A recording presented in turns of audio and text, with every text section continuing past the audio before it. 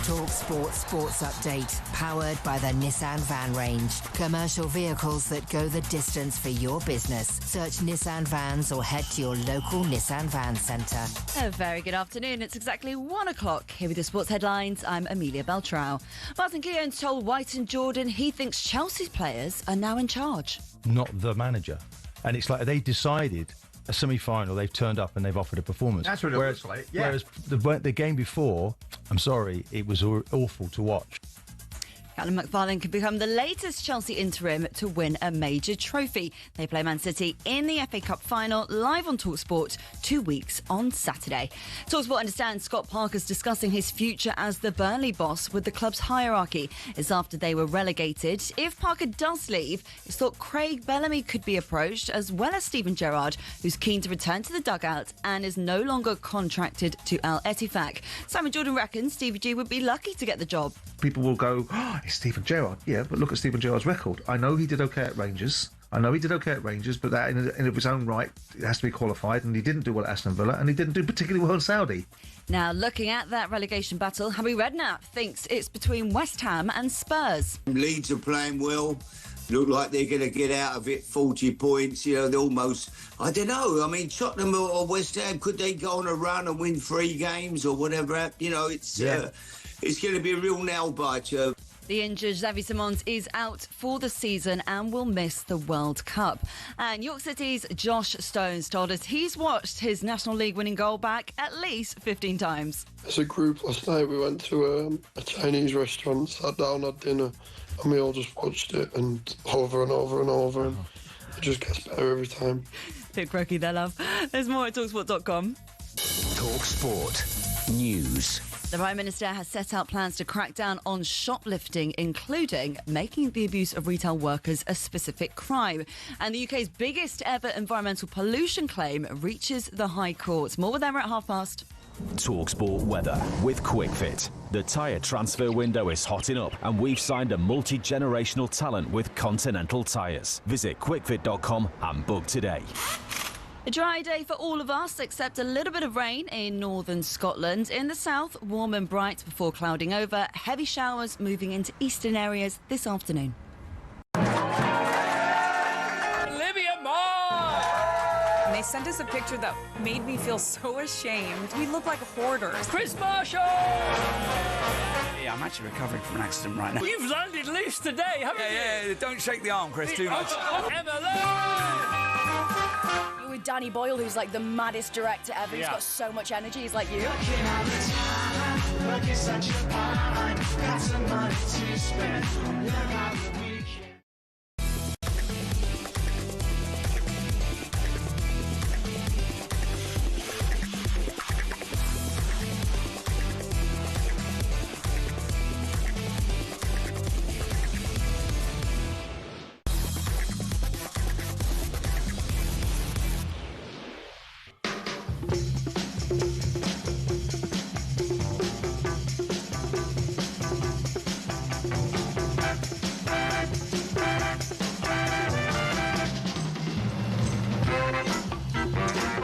This is Paul Hawksbee and Andy Jacobs with you through until 4 here on talkSPORT. Where this afternoon, Andy, please tell us what's coming up. Well, coming up over the next 3 hours, former Arsenal keeper Jens Lehmann joins us to discuss the title run-in, Germany's World Cup chances, Voltemada and more.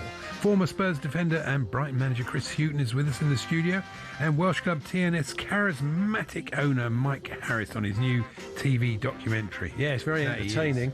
We'll also go in search of your Yomis Kajelcha moments, and we'll get a timely visit from the author of the new book on marathon runners' super shoes. Incredible. There's all this, plus we'll look ahead to Manchester United and Brentford tonight, JLS JB Gill on being an academy dad, and Andy Brassel brings us the big stories from around Europe. Yep, that's what's coming up. It's approaching 5 minutes past 1. Good afternoon, everyone. Good afternoon, Andy. Good afternoon, Paul. It was a 1-0 weekend for all of us. The producer, Sean. It was. You and me. So indeed. You must have been sweating, though. I certainly was. That wonderful save by our goalkeeper at the end there to stop it being 1-1 was pretty key. I'm trying to have hope. The injuries. Despite, I mean, when you get a season-ending injury every week, it does start to suck the air out the balloon. That plus the fact that even when he was on the pitch and Solanke was on the pitch, we create nothing. We create absolutely nothing. We have no quality, no idea in the final third. And you do wonder, if you look at the teams around us, and if Harry is right, which I think he probably is, of course, it's West Ham and Spurs battling it out down there with the form of the other teams. No, look at the form of West Ham. 22 points they've taken. Look at the quality options they have to score goals. I have a dream, to paraphrase a greater man than me, that... and me. Yeah, or even you qualify. Okay, well, that's fair enough. Go on. At least you're honest. Yeah, go on. I wasn't expecting you to say that. But it is that Conor Moani is clearly out. He played for 20 minutes and all his confidence went and he was terrible and had to be taken off at half-time. So you do wonder whether you play him as the centre forward. You know, as they say in football terms, you bum him up all week and you tell him what a great player he is. You say lovely... Like you do with me. You see, yeah, like you. I make you feel like I'm your hype man. De Zerbi's got to be his hype man. Yeah, that's true. Play Richie on the left, play Tell on the right. Let's forget, one of the best goals Spurs scored this season was a cross from Tell that Conor Moani headed in against Atletico, albeit in a bit of a dead rubber, but still. So he can play on the right. It doesn't mean he can't play there. So there's your three. Conor Moani goes on a run, scores goals for fun, and Tottenham stay up. Then again, I'm an idiot. No, look, so what do you've got to dress. But I think that's our only hope, Obi-Wan Kenobi. I've got to be honest. Otherwise, I'm trying to be hopeful. I know football doesn't make any sense, but you know, everything, the injuries, the form, the quality of their finishing or their approach play tells you we're cursed. I told you, Barry Fry come down to Tottenham Hotspur Stadium and have a wee in all four corners of the pitch. But they did win, that's the point, isn't it? They did, I know. They got the win and that was the vital thing. Even then, you know, West Ham get the winner. That was incredible. To suck the air out of us. But, and Chelsea got the win. And I can completely see why everybody wants Tottenham to go down, because if it wasn't Tottenham, it was another, if you like, bigger team, in inverted commas, I'd be sitting there with a popcorn as well. So I completely get it. Completely get why it's a story. That's what drives football fans. Is he available? Tremendous player. He is good. Yeah, I'll ask Jens Lehmann about him. I have come up with a game plan, though, because we haven't beaten City since 2021. Oh, okay. So it's not that long, is it? Well, it's quite a long time. It's 5 years. Okay. Probably at least, probably about what, 15, in any shape or form? In any form, in any competition. Right. But my game plan is extra time and pens. Yeah. You score first. Could Sanchez just lie on the ground for the first 89 minutes? Sanchez has a blinder. Yeah. He made a couple of very good saves yesterday, yeah. They miss a lot of chances, and Bernardo Silva is either suspended, injured, or sent off in the first minute. Yeah. Because he does make a great difference. Honestly, he's such a cat. He's an alchemist for City. Yeah. When he came on Saturday, he completely changed the game. But, no, the thing is that... well done to Southampton, we should say. They really made a game of it. They were great, you know. Yeah. But with Sanchez... I look forward to playing them next year. It was so noticeable, exactly. Or not, maybe. It was so noticeable that he was going long all the time to beat Leeds' press. Yeah. And Rossini was addicted to playing out from the back. I mean, to a point. He wrecked Sanchez's confidence. Wasn't the greatest game yesterday, was it? No, it wasn't. It wasn't a great game, but Saturday was a good game. Yeah, no, Saturday. That was a terrific game. But no, this was, a pretty average sort of game. But look, they did enough to win it. And, look, it's a big arse against City, isn't it, in the final? But, You're going to go to Wembley? Are you going to go to the final? I'll go to the final if I can get a ticket. It keeps the season going. Buy any spares, buy or sell? Is that what you're saying? Well, no, it's always a ballot, isn't it? You don't always necessarily get one, even with the season. No, not if you're a season ticket holder. Well, how many season ticket holders Chelsea got? About 25,000, I think. And what's the allocation for an F? Or does it all go to the football family? Is it one of those? I think it is. You get about 10,000 each. It's harder for the FA Cup. The FA Cup, but anyway, we'll see what happens. You're a long server. But I tell you, there should be a quiz. It shouldn't be a ballot. There should be quiz. You've got to know. You've got to be able to come up with Johnny Bumstead, Ian Britton, Fatty Folks. Oh yeah, it should be like a citizenship test, shouldn't it? Definitely good. They should ask you questions. It was very interesting to hear McFarlane speaking after the game. I mean, he just came across like a normal person. But it's true. He didn't say nonsense like Professor Psychobabble. He just basically self-deprecating, intelligent, honest interview. I mean, you can see why the players respond to it. Yeah. Well, there we go. It's too late now. Fair enough. So, this afternoon, we are going to be chatting to the author of the new book, as we said, on Super Shoes. Talk about timely visit with the old sub 2 hour marathon beaten twice yesterday. Liam Tharm has written the book, How Advanced Technology... Oh, you've dropped it, Andy. Do you want to go down for 5 minutes now and get the trainer on? We can have a tactical chat about the rest of the game. Yeah, that was ridiculous. Yomis Kajelcha. Spare a thought for him. He ran sub 2 hours in a marathon, but finished second in the race. Yeah, it's unlucky. And Yomis is going to go home to his mum and say, Mum, I ran less than 2 hours for a marathon. She'll say, yeah, but, Sebastian Salwe won the race, didn't he? Mum won't do that. He did win the race. She'll be more supportive. Where did you come? Well, I did finish second. Yeah, well, you finished second, didn't you, sir? Second's nowhere. I just wonder, have you ever had the wind taken out of your sails quite spectacularly?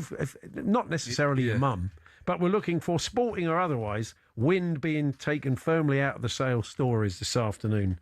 Poor old Yomis Kajelcha. Yeah, but it was a big win in the battle between the two shoe companies. And it certainly was, no yeah. The three stripes. We're going to have a chat later on with Liam Tom, the author of the book, Super Shoes. Mike Harris and Craig Harrison will join us. Mike is the owner of TNS, the New Saints, formerly Total Network Solutions, the company where he made his money. He has a great time as the owner of the club. They went into Europe, of course. He's a real character, isn't he? They won the league again, so I take it they'll be back in Europe via the playoffs next season. And Craig Harrison, as we said, the manager of the team, they've had an interesting relationship. It's a new documentary you can watch, I think, on Amazon Prime and Apple. And it's, Mike, I mean, they've given us a list of some of the stuff that Mike has done. Let's kick off with collapsed drunk in front of Michel Platini at the Champions League draw. That's brilliant, isn't it? Yeah. Yeah, sacked a manager while he was naked in the shower after TNS had won a game. Blimey. Chanted, you're not getting sacked in the morning to his manager, which is probably good news for Craig. So anyway, just some of the things he's got up to, which makes for a very entertaining documentary. And Mike and Craig join us for a chat a little bit later on. Jens Lehmann joins us. We tried to get through to him last week on a bad line. I think we caught up with him at the airport in the end. I think we did, yeah. But he's back on a better line today, we're assured. So we'll be having a chat with Jens, talking about the title run-in. Yeah, better Nick Voltermarder. Interesting piece by Luke Edwards in the Telegraph today, looking at what a difficult second half of the season it's been. JB Gill and his son Ace. Ace is at Spurs, the young academy prospect. And JB often talks about life as the academy dad. We'll be covering some ground on that. And also Chris Hughton joins us in the studios. I'm sure you're aware. Chris went public on Friday with his prostate cancer diagnosis and subsequent operation. And Chris is going to pop in and see us, talk about that, raise awareness, and also to talk a bit of Spurs, Brighton, Newcastle, and more. So a busy show. To get in touch, talksport.com, text 1889, tweet TSH&J 03717 22 33 44. Paul's trying to make me feel. He said, Paul, I'm convinced you're going to stay up only because West Ham's fixtures are much tougher. Well, they are. And because Roberto De Zerbi will not let them coast. No, I don't think he will. I just think he's running out of bodies, Paul. That's the problem. And West Ham are in form and they have a lot of threats going forward and they create chances, which is something Tottenham don't do. But under the new Colin Mawani, Richie and Matisse Tell triangle, which I'm going for, the three of them up front, the three players, I'm sure will turn it round and push for Europe. Anyway, Jens Lehmann joining us very, very shortly. And we'll look at the title run-in because Arsenal, of course, went back to the top of the table at the weekend with City in cup action. We're here, as always, with our good friends at Toolstation. Check out their wide range of garden power tools with brands such as Bosch and Ryobi. Next stop, Toolstation.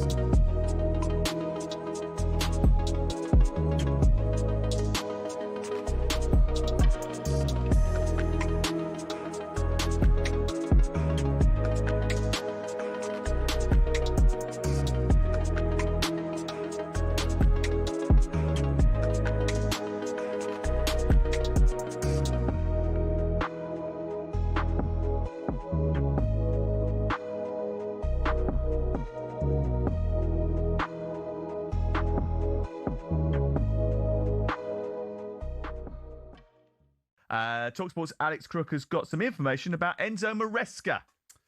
Yeah, I think the vibe coming out of the Northwest for some time now has been that Pep Guardiola is more likely to depart than to stay at the end of the season. Whether winning the Premier League title will influence that decision one way or another remains to be seen, but it does seem like the direction of travel is this is going to be the last few weeks of Pep Guardiola's tenure, despite the fact he's got another year left on his contract. There was always a suspicion, I think, from Chelsea that when Enzo Maresca left the club on New Year's Day, his next port of call would be Manchester City.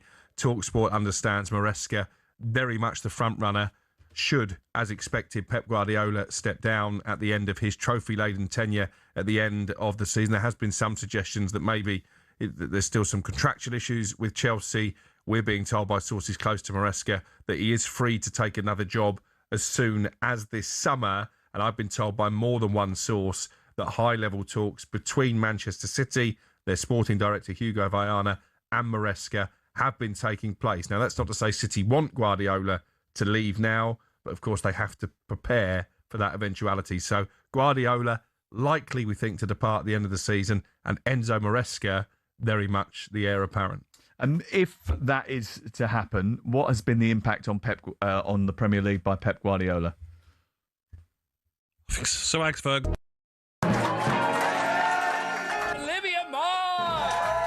They sent us a picture that made me feel so ashamed. We look like hoarders. Chris Marshall! Yeah, I'm actually recovering from an accident right now. You've landed loose today, haven't you? Yeah, don't shake the arm, Chris, too much. You're with Danny Boyle, who's like the maddest director ever. He's got so much energy. He's like you.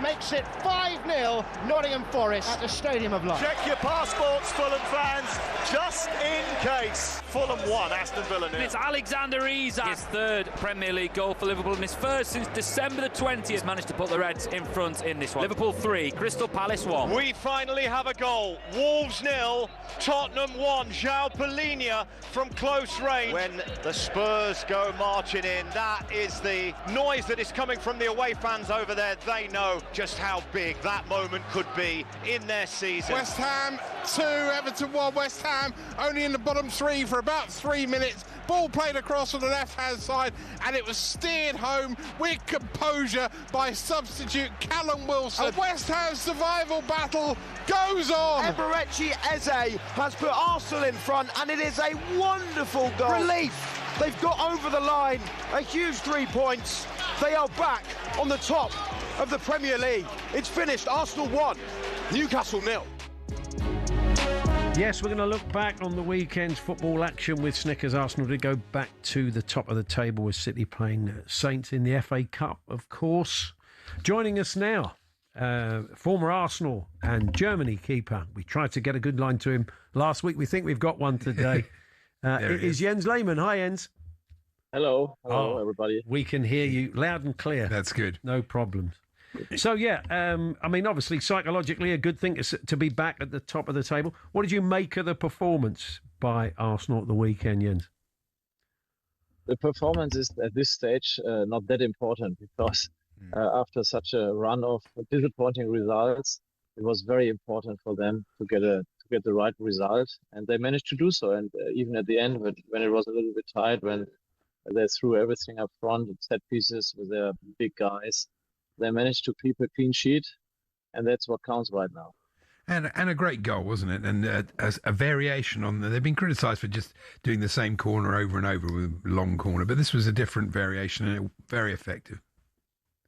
Every team, I think, would be or would love to be in the right spot like Arsenal is right now with set pieces, because they converted so many out of them that every now and again they change a little bit, and this time it was successful again, which makes them even more dangerous in front of the goal and at set pieces for the next games to come.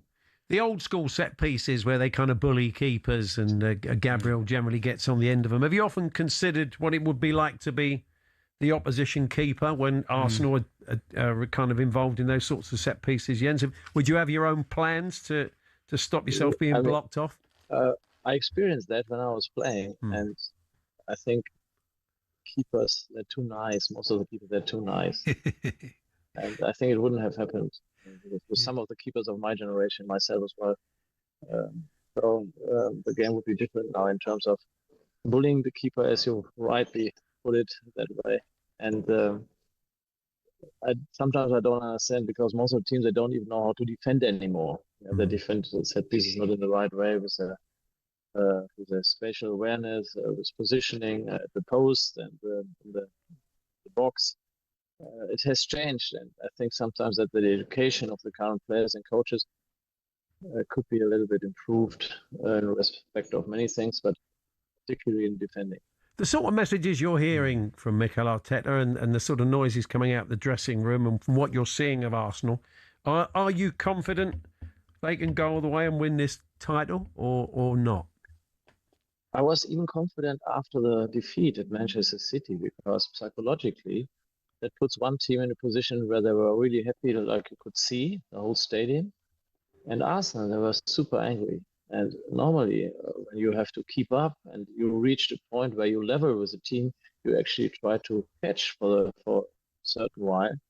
You're happy, but the other team is super angry. And this psychological moment can be very decisive for the outcome of the season, because Arsenal is still on top, but in a very angry mood.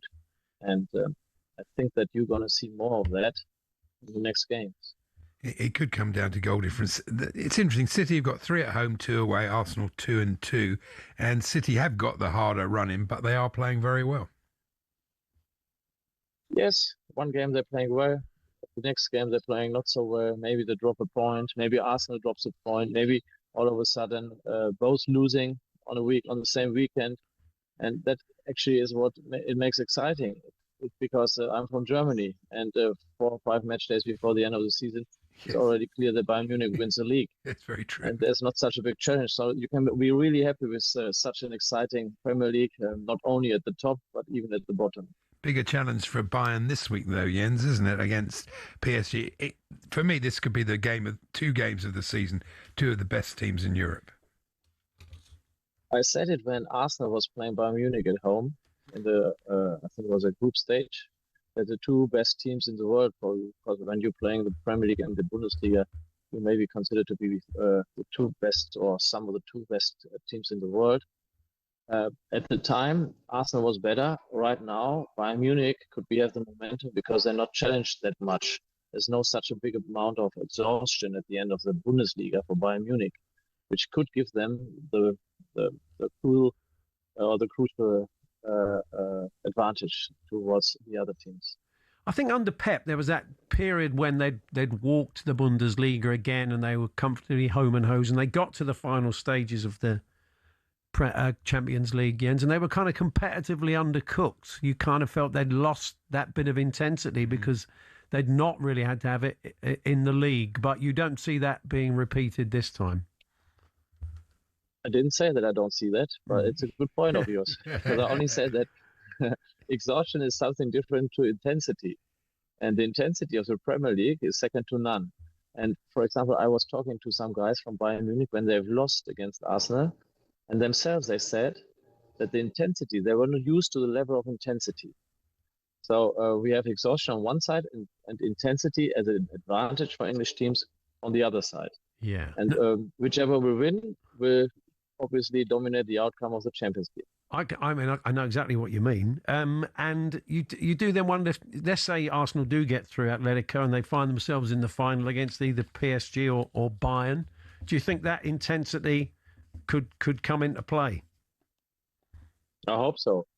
I would love to go to the final, seeing an Arsenal side playing, because as you may remember, because some of your audience may be too young, but as you may remember, I think I was the last guy who's been sent off in the Champions League final. And to see Arsenal winning it finally after so many years would be a big delight. Just to go back, talking to goalkeepers possibly getting sent off, Nick Pope, we know Mikel Arteta wasn't happy the other day. He felt that it should have been a red card. What was your reading of it? I'm sure you're a man who's rushed out of his goal now and again. Yes. Hard to say. You can give it. There were reasons not to give it. No, it's. I mean, it happened. He wasn't being sent off, and Arsenal won the game despite that. So sometimes you have to be happy if you think that decisions go against you. They will go for you, and they didn't need it on Saturday because they won it anyway. But sometimes when you need it and you're down, then a nice decision from the referee would do you a favour. Yeah. Jens Lehmann is with us with Snickers, and we're looking back on the weekend's football. We're going to have a chat about Nick Woltemade, who couldn't have done much more for Johan Visser the other day. He absolutely laid it on a plate for him. It was a lovely chip. But Woltemade himself, the German international, has had a pretty tough second half of the season after a good start at Newcastle. We'll talk to Jens about that. Oliver Baumann, Germany's chances in the World Cup, and all manner of other stuff besides. Jens Lehmann, the former Arsenal keeper and Germany keeper, with us. And we'll get the news headlines for you next. Hawksbee and Jacobs Weekend Football Roundup on talkSPORT with Snickers. You're off your game when you're hungry. It's a sign for Snickers.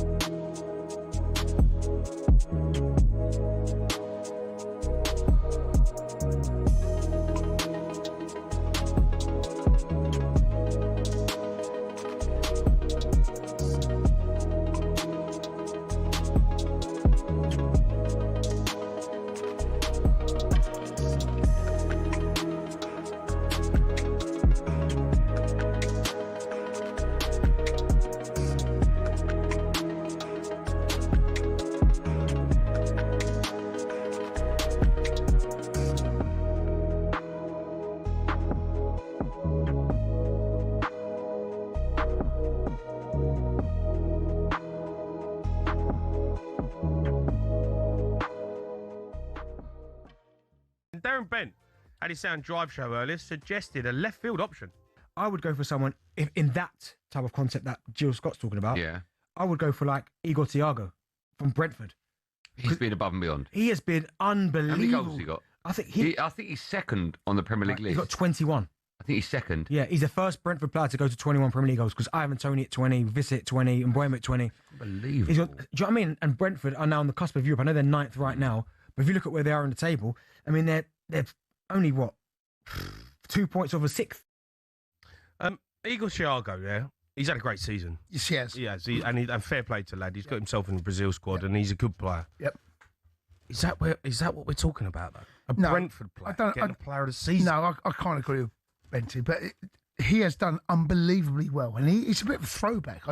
I kind of hope a little bit that what we see with Haaland and Gabriel the other day, where there's that centre half against the centre forward, where you're going toe to toe, backing the players, and he's a little bit of a throwback. Those number 9s that we used to see in the Premier League, they don't exist anymore. They're tippy-tappy football. The game is all about scoring goals. If you score goals on a consistent basis, you're going to catch the headlines, right? And he's doing both. He's doing both. But who are those number 9s? Like those, when I used to play, I used to play against, I played with Kerry Dixon, right, as a Chelsea fan, right? Proper number 9, old school number 9. Yeah. I think. Martin Keown's told White and Jordan he thinks Chelsea's players are now in charge. Not the manager. And it's like they decided a semi-final, they've turned up and they've offered a performance. That's what it looks like. Yeah. Whereas the game before, I'm sorry, it was awful to watch. Callum McFarlane could become the latest Chelsea interim to win a major trophy. Remember Roberto Di Matteo in 2012. But what could an FA Cup do for their season? Economically, it'll put them back in Europe. It'll answer questions that the owners will be able to turn around and say that we still win things. But the fans will not have it. Chelsea play Man City in the FA Cup final live on talkSPORT 2 in 2 weeks' time on Saturday, 3 o'clock kickoff. Now, looking at that relegation battle, Harry Redknapp thinks it's squarely between West Ham and Spurs, two of his old teams. Leeds are playing well. Look like they're going to get out of it 40 points. You know, they're almost, I don't know. I mean, Tottenham or West Ham, could they go on a run and win 3 games or whatever? You know, it's going to be a real nail-biter. The injured Xavi Simons is out for the rest of the season, including the World Cup. In the Scottish Premiership, Hearts boss Derek McInnes has believed since September, and they beat Hibs after another late goal. As a group last night, we went to a Chinese restaurant, sat down, had dinner, and we all just watched it and over and over and over, and it just gets better every time. 3 points clear with 4 games to go. Hearts host second-place Rangers on Monday. And York City's Josh Stones told us he's watched the National League winning goal back at least 15 times. No, that's no through chance that you're scoring loads of late winners. You know, it's like it illustrates a lot of things. Strength of character, strength of the squad, strength of fitness, you know, that kind of determination. Little worse for wear there, Josh. You can find more at talksport.com.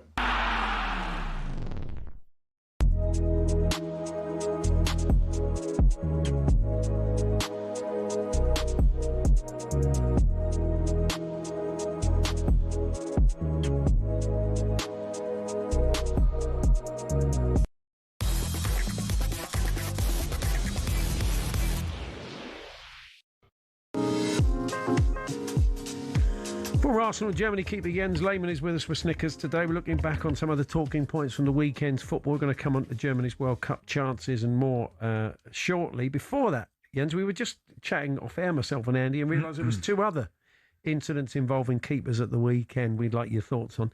One is the tactical timeout.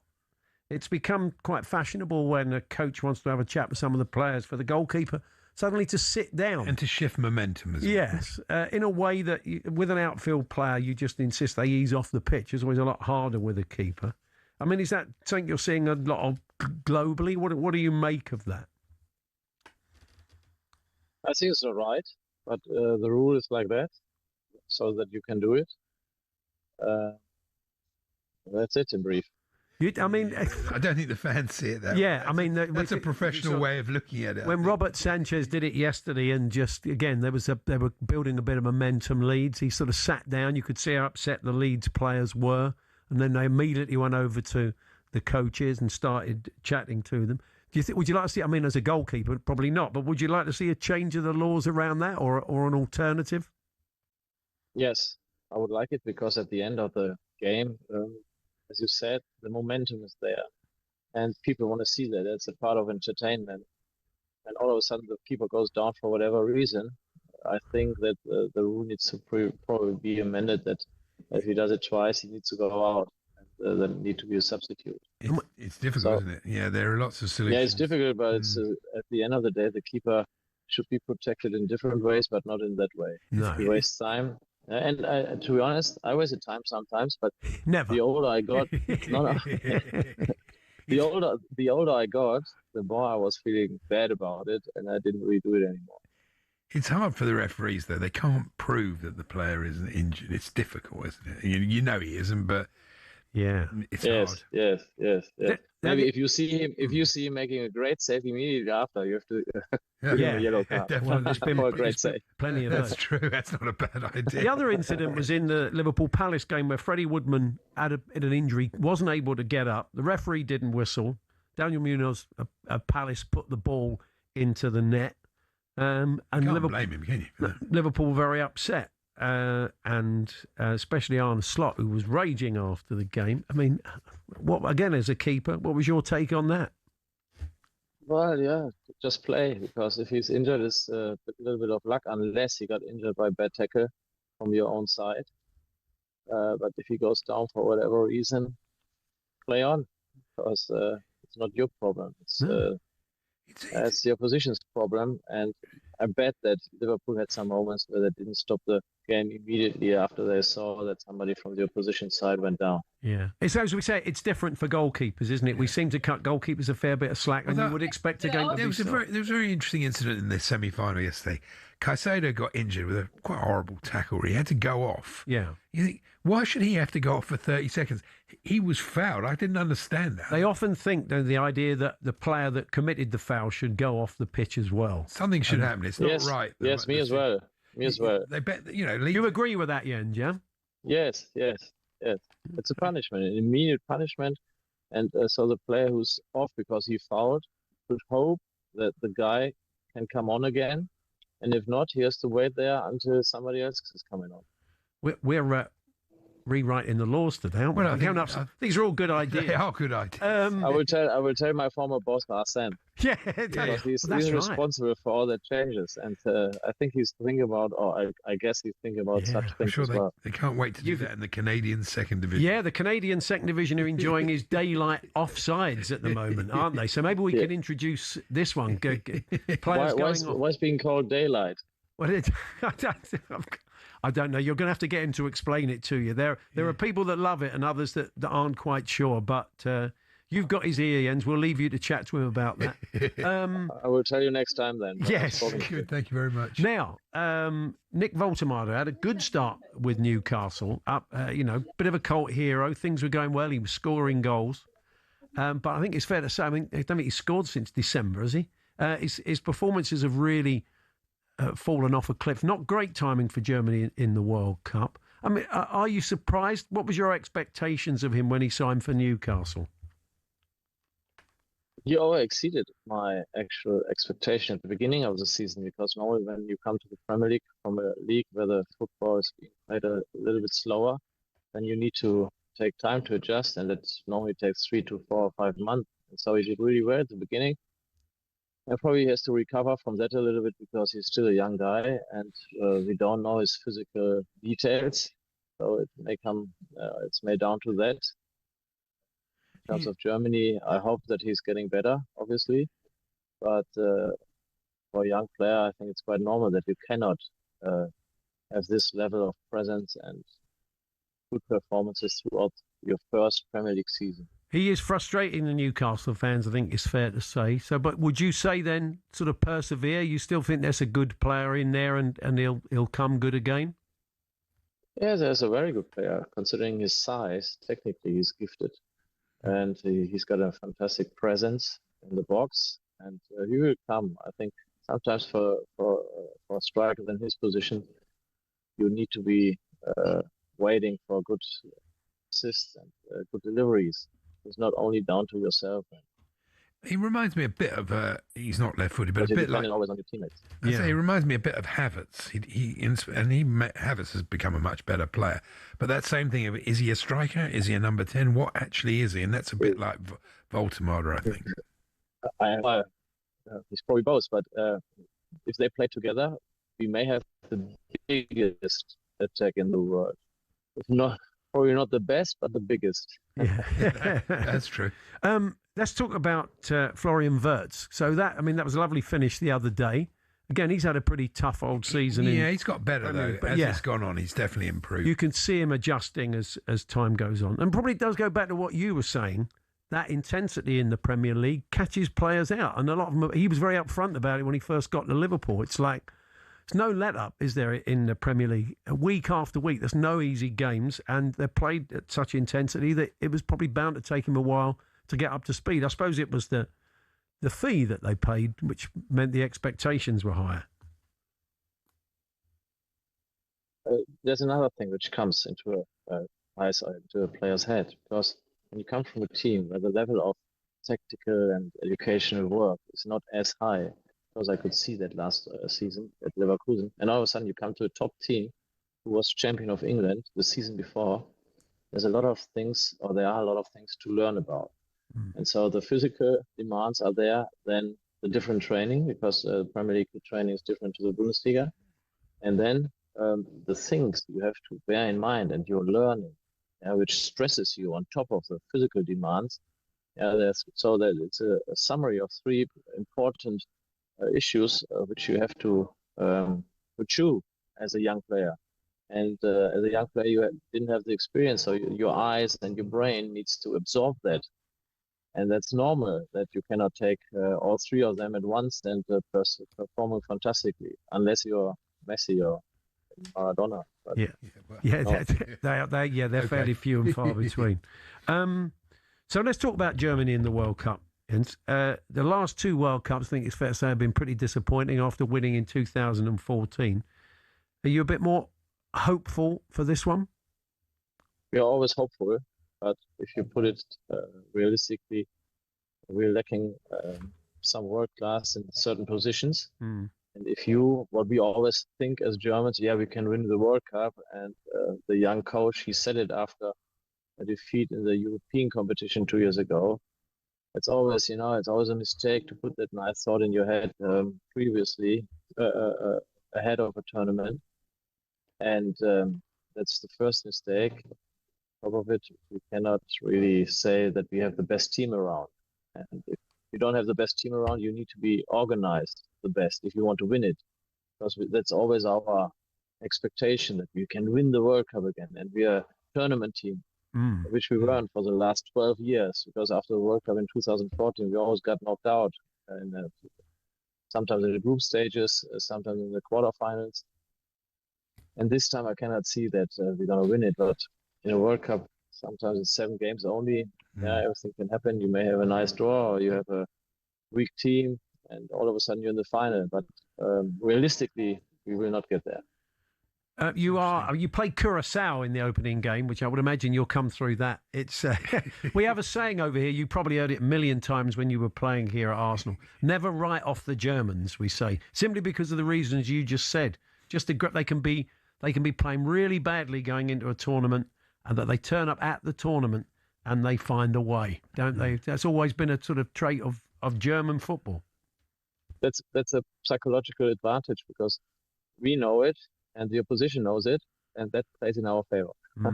That's true. Oliver Baumann's going to be the goalkeeper. Julian Nagelsmann, the coach, has said. Do you rate him? Is that the right call? I mean, obviously injury and retirement has played a part in that, but are you a fan?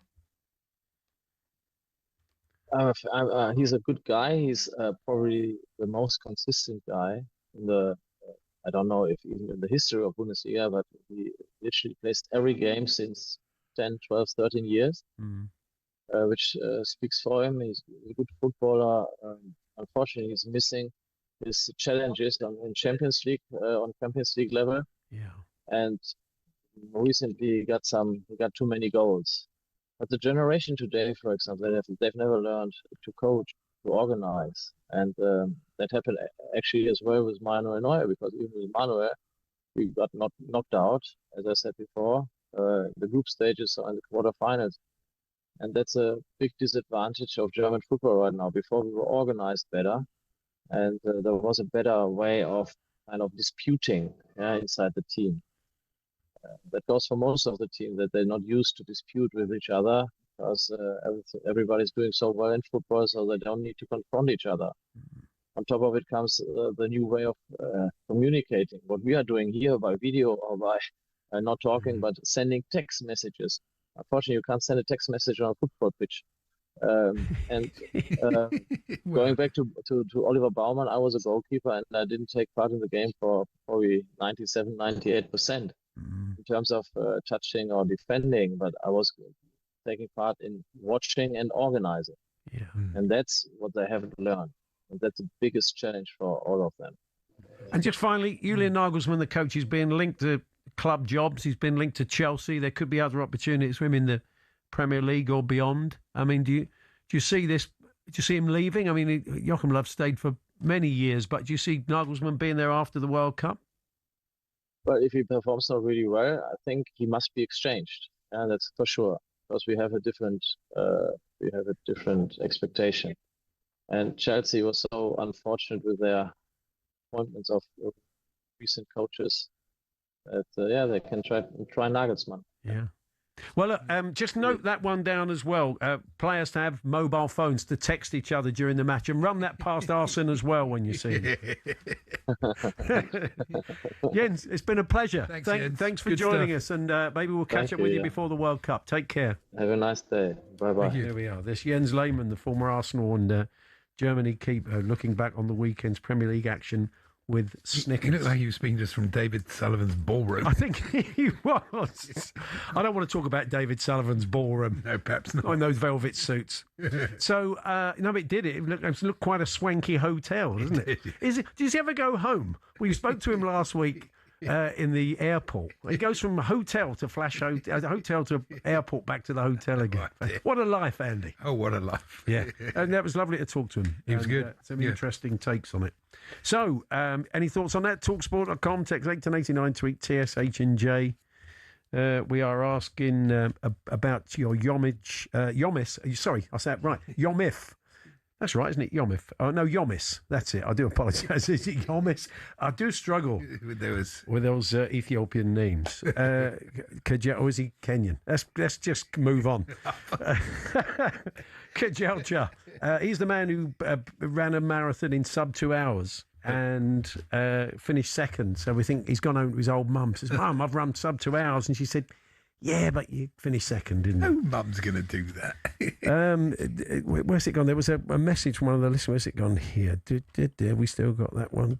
Today then must be the day to celebrate the second greatest golfer for a good few years, the Right Honourable David Duval, who unfortunately happened to be born and compete with Tiger at the peak of his powers, says one of the listeners. Okay, we'll call him a bit of a Yomis. Yomis is to marathon running what Buzz Aldrin is to moon visits. I suppose, I know what you mean. It's a bit harsh he's getting a kicking today. He ran a marathon. Buzz Aldrin. You wouldn't give Buzz Aldrin a kick. Have you seen him? That guy keeps throwing a Bible at him and saying, hit him, didn't tell me you never went to the moon. Yeah, he couldn't take it anymore. TalkSport.com. We're looking at those moments where you did something quite amazing, as Kajelcha did, but still finished second and maybe feel slightly in the shadow of the man that won it, Sebastian Salway. We're going to be talking about this in a bit more detail with the author of a new book called Super Shoes. Very timely visit from the author today, Liam Thumb. Anyway, that's all coming up.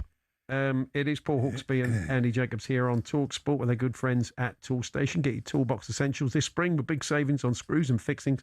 Next up, Toolstation, we're going to be chatting to JB Gill and his lad Ace, who's at Tottenham's Academy, and JB's going to tell us about the life of the Academy dad.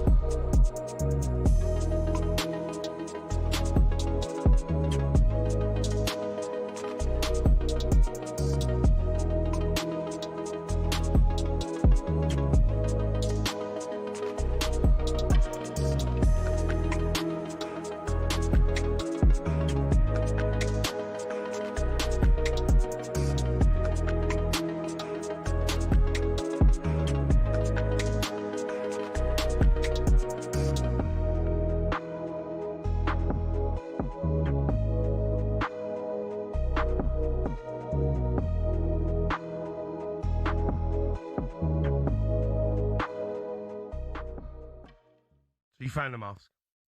Yeah, I found the mask. It's just who we are, mate. Yeah. I'm not going to lie. I hope you lost it.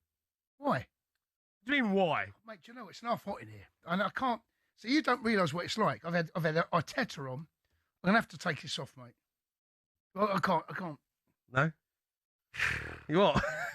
Wow, it's hot. I've got to take my top off, mate. I can't keep doing this, mate. I can't keep doing this. What is going on? What? What do you mean? What is this? What's what? Is this TalkSport merch? What do you mean? What do you mean? What do you mean? Oh my God, he's got a shirt. You've now got a shirt on. You're kidding me. What is this shirt? What is this? I don't know what you're on about, mate. I just knocked this whole thing up. So for people who are not watching on YouTube right now, Cundy has got a T-shirt with the Ange mask I've seen signs encouraging signs. Is this TalkSport merch? Where are you getting this stuff from? Who is making this stuff for you? It's bang out of order. I'm going to HR. This is not on. Honestly, they're gonna go off the shelves. Then, by the way, and Spurs. They are gonna go off the shelves. Who made that? I did. You're out of order. Well, I had 10. Olivia Moore! And they sent us a picture that made me feel so ashamed. We look like hoarders. Chris Marshall! Yeah, I'm actually recovering from an accident right now. You've landed loose today, haven't you? Yeah, don't shake the arm, Chris, too much. You're with Danny Boyle, who's like the maddest director ever. He's got so much energy. He's like you.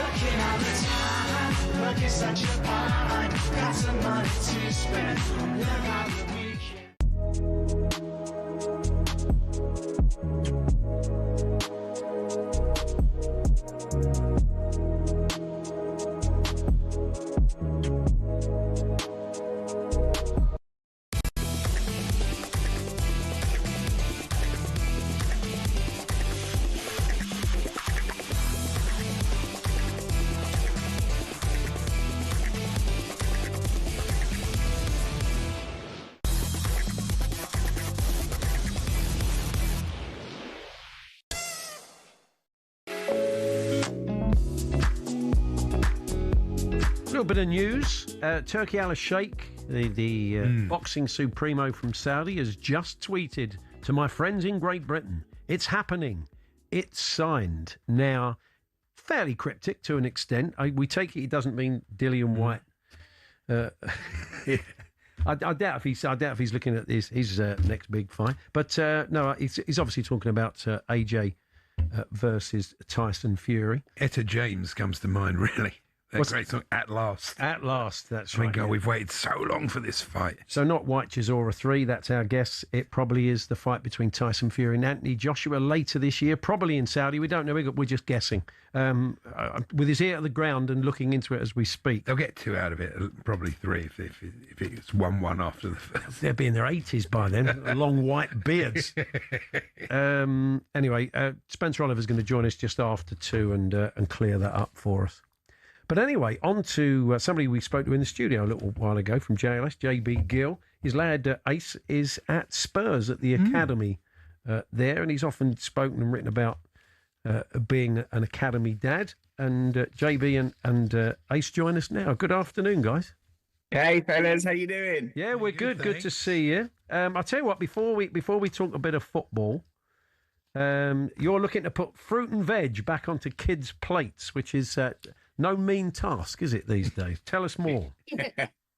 Yeah, absolutely. You know, I think it's really, really important for us to take up this campaign. Of course, I'm a father to 2 young children, including Ace here. But that's one of the reasons why I wanted to partner with the Tesco Free Fruit and Veg for Schools programme, which is expanding from 500 schools to over 1,000 schools and hoping to reach around 388,000 children. And we are tasked with the job of launching the Giant Fruit and Veg competition, which is a competition that those school children can enter through the TescoPLC.com website, and effectively they can get creative. They can come up with their own fruit and veg recipes like Ace did, and if they win the competition, then they get the chance to see that recipe on the school dinner menu all up and down the country. Oh, nice. Yeah, I was just wondering if Ace was a 5-a-day boy. Yeah, that's right. I mean, it's veg, isn't it, Ace, normally? It's maybe one of the cheats used to be moving your veg around the plate to make it look like you'd eaten some of it. But are you in, I suppose, because you're at an academy, I'm sure the coaches are telling you you've got to eat healthily. So are you pretty good like that? Yes, I am pretty good. We do nutrition workshops. Yeah, we do nutrition workshops, and we have yogurt pots and all that. Oh, that's pretty Yeah, good. That's great. I take it, JB, when you were on the road with the band, it was like sort of burgers in, coaches and stuff, and eating 2 o'clock in the morning. It was probably hard to eat healthily, wasn't it? think, not too dissimilar. I won't quite compare myself directly to an athlete, but not too dissimilar to that.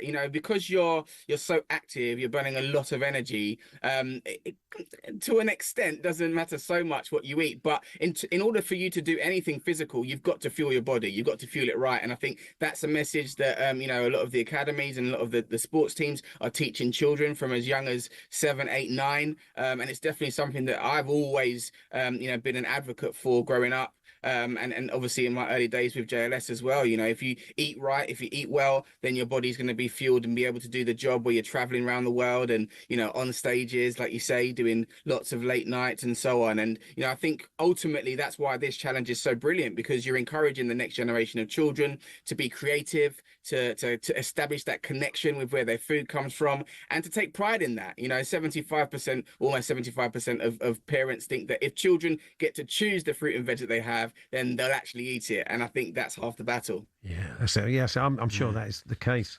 So what's Ace? What is your dad like as a watcher of you playing football? Is he good? Does he keep quiet on the touchline? I bet he does.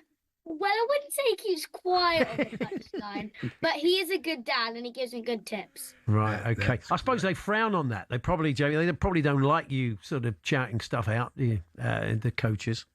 Yeah, they're not keen on coaching from the sidelines. To be honest, I've never really been much of a coacher from the sidelines. I love football like anybody else, but it wasn't my sport growing up. I was more into rugby personally. But yeah, I think, come on, boys, let's go. That always goes a long way. And you know what it's like, when you sort of get into the trenches, so to speak, when you're in the 60th, 70th, 80th minute, that's when you kind of need the encouragement. You've been presenting the One Show for quite a while now on a regular basis, and I do love one big thank you. I think that's one of the best parts of that show, one of the best things on television. I'm still hoping that Paul will arrange one for me at some point. What for? What have I got to thank you for? Just for being me. Oh, okay. Well, that won't make a very long segment, will it? not that emotional, I must admit. Yeah, that's it. So, Ace, are you enjoying life at Spurs? Actually, I think you may get a game, the way the injuries are going. You may get a game on Sunday at Villa Park. Yeah, I am enjoying it. Right. And is that far from home? I mean, because that's one of the other things of being a sort of an academy dad, isn't it, JB? It's like, you've got to get yourself out to Cruise Hill where the training ground is or whatever. So I'm sure there's some of the other mums and dads that probably travel even further than you do. Well, you know what? It's busy. There's always stuff going on. You're always going from here, there, and everywhere. And obviously, ultimately, you want to support what your children are doing. Yeah, absolutely. Yeah. And at that, your edge, it's about enjoying it, isn't it? Yeah, that's I think the whole key to it. That is the key. Well, absolutely. It sounds like you're doing everything right, Ace, at the moment. And JB, what else are you up to at the moment? You up to anything musically? Yeah. So like you say, still hosting the One Show, which has been amazing, and doing a fair few one big thank you. So I'll tell you what, I'll put in a good word for you, see what I can do. And like you say, I'll be on the road with the boys over the summer. We're doing some spot dates and festivals and things like that. We've got about 12 that are in the calendar, so anybody interested can jump on to the JLS website and check out if we're at a venue near you. And you can do some coaching from the side of the stage when you're watching JLS, Ace, can't you? You can think, come on, Dad, last 10 minutes. Let's have a big last 10 minutes. Come on, Dad. Well, good to see you, both. Take care. Thanks very much. Pleasure. Thank you. Bye.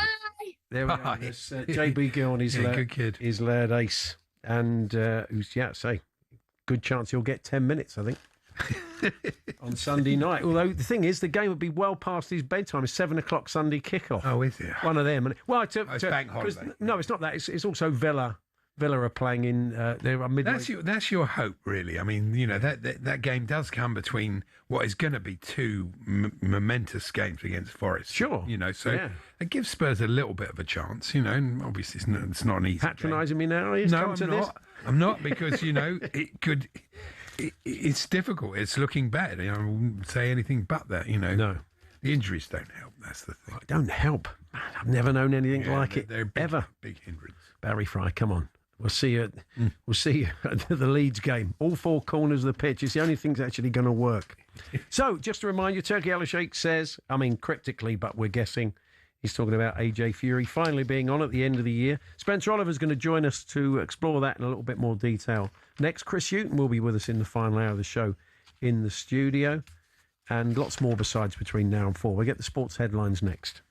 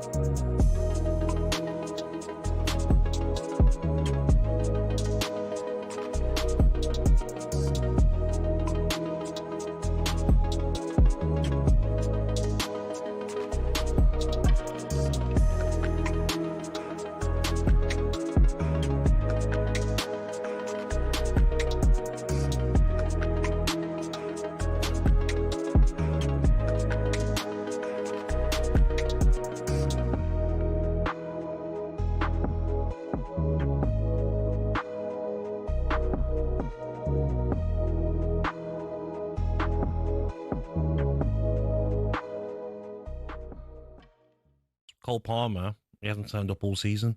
I said this yesterday. If you were naming the England squad today, Eze, Gibbs-White and Morgan Rogers miles ahead of Cole Palmer. 22 appearances this season in the Premier League, only 9 goals, 1 assist, and his last goal was the 4th of March against Aston Villa. He's not turned up.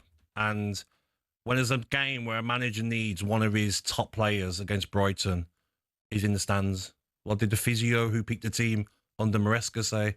You know, you've got a 10% chance of getting injured, Cole. Take it easy against Brighton. Go and sit in the stand. Like, we come for the players like Cucurella, Enzo Fernandez, Garnacho maybe, but let's look closer to home as well. For me, Cole Palmer this season been a disappointment. Not just this season, actually. If you look at his form in the second half of last season, this is a decline that's been going on for a long time. He won the Club World Cup final single-handedly. He turned up for that. He turned the Conference League final on its head after half. What about in the Premier League, the second half of last season? Well, he played more games than anybody else, and he was certainly Chelsea's best player over the course of the season. This season, though, he's not been good enough. When you look at He's been struggling with a groin injury, and if you speak to Thomas Tuchel, he'll tell you that he couldn't run properly for the first half of the season. But you look at your Maverick players like Cole Palmer. He's earning a lot of money, long-term contract, paid a good fee for him. He's not done enough, and I've been watching him as well in games. And he's throwing his hands up at Joe Pedro for not passing to him, and he thinks he's the main man. If you are the main man, Cole Palmer, show it, and you haven't.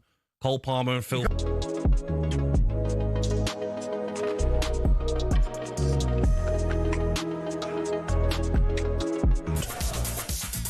Stick around for more on that breaking boxing news. Spencer Oliver joining us next. First, Amelia Beltrao has the sports headlines. talkSPORT Sports Update powered by the Nissan Van Range. Commercial vehicles built around your business. Search Nissan Vans or head to your local Nissan Van Centre. Thank you, Paul, and a very good afternoon. A word from Turki Al-Sheikh in the last hour to my friends in Great Britain. It's happening. It's signed. After almost a decade of going back and forth with one another, Fury and Joshua look finally set to face each other in November and again next year. Elsewhere, are Chelsea's players the ones in charge? Martin Keown reckons so, adding the squad looks completely transformed after a dire run and the sacking of Liam Rosenior. So with the Blues setting up an FA Cup final clash against Man City, can they turn things around? This is what they wanted. They wanted an outcome on the weekend, and they got their outcome. However you think about that, and whatever you think of the way it was achieved, but on paper you can't see this Chelsea side really troubling Man City, can you? In any individual game. Clash will, of course, be live on talkSPORT 2 weeks on Saturday.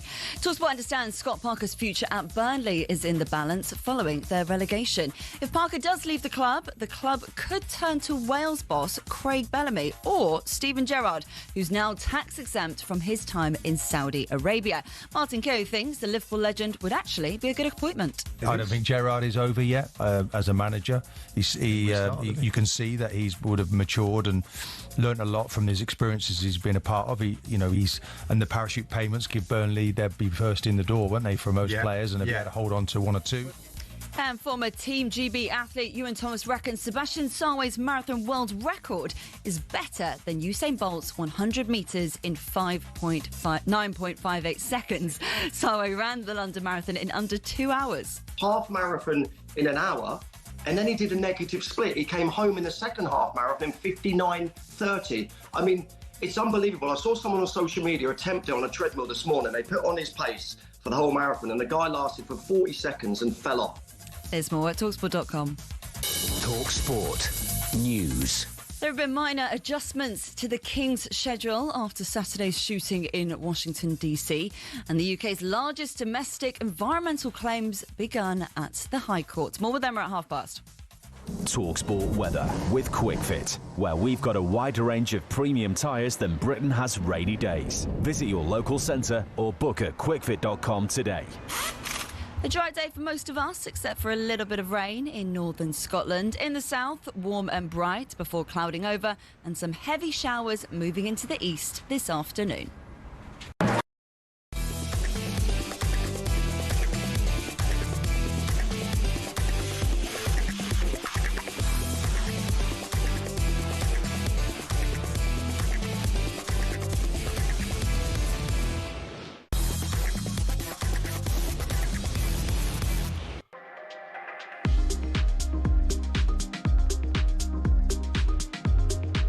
Good afternoon, Paul Hawksbee, Andy Jacobs here on talkSPORT. Chris Hughton joining us in the final hour of the show. Chris went public with the fact that he was diagnosed with prostate cancer last year and subsequently had his prostate removed, had the operation. He's going to join us to talk about that, to raise awareness on an important topic, certainly for the core audience here at talkSPORT, and to talk a bit of Spurs and Brighton and Newcastle and more.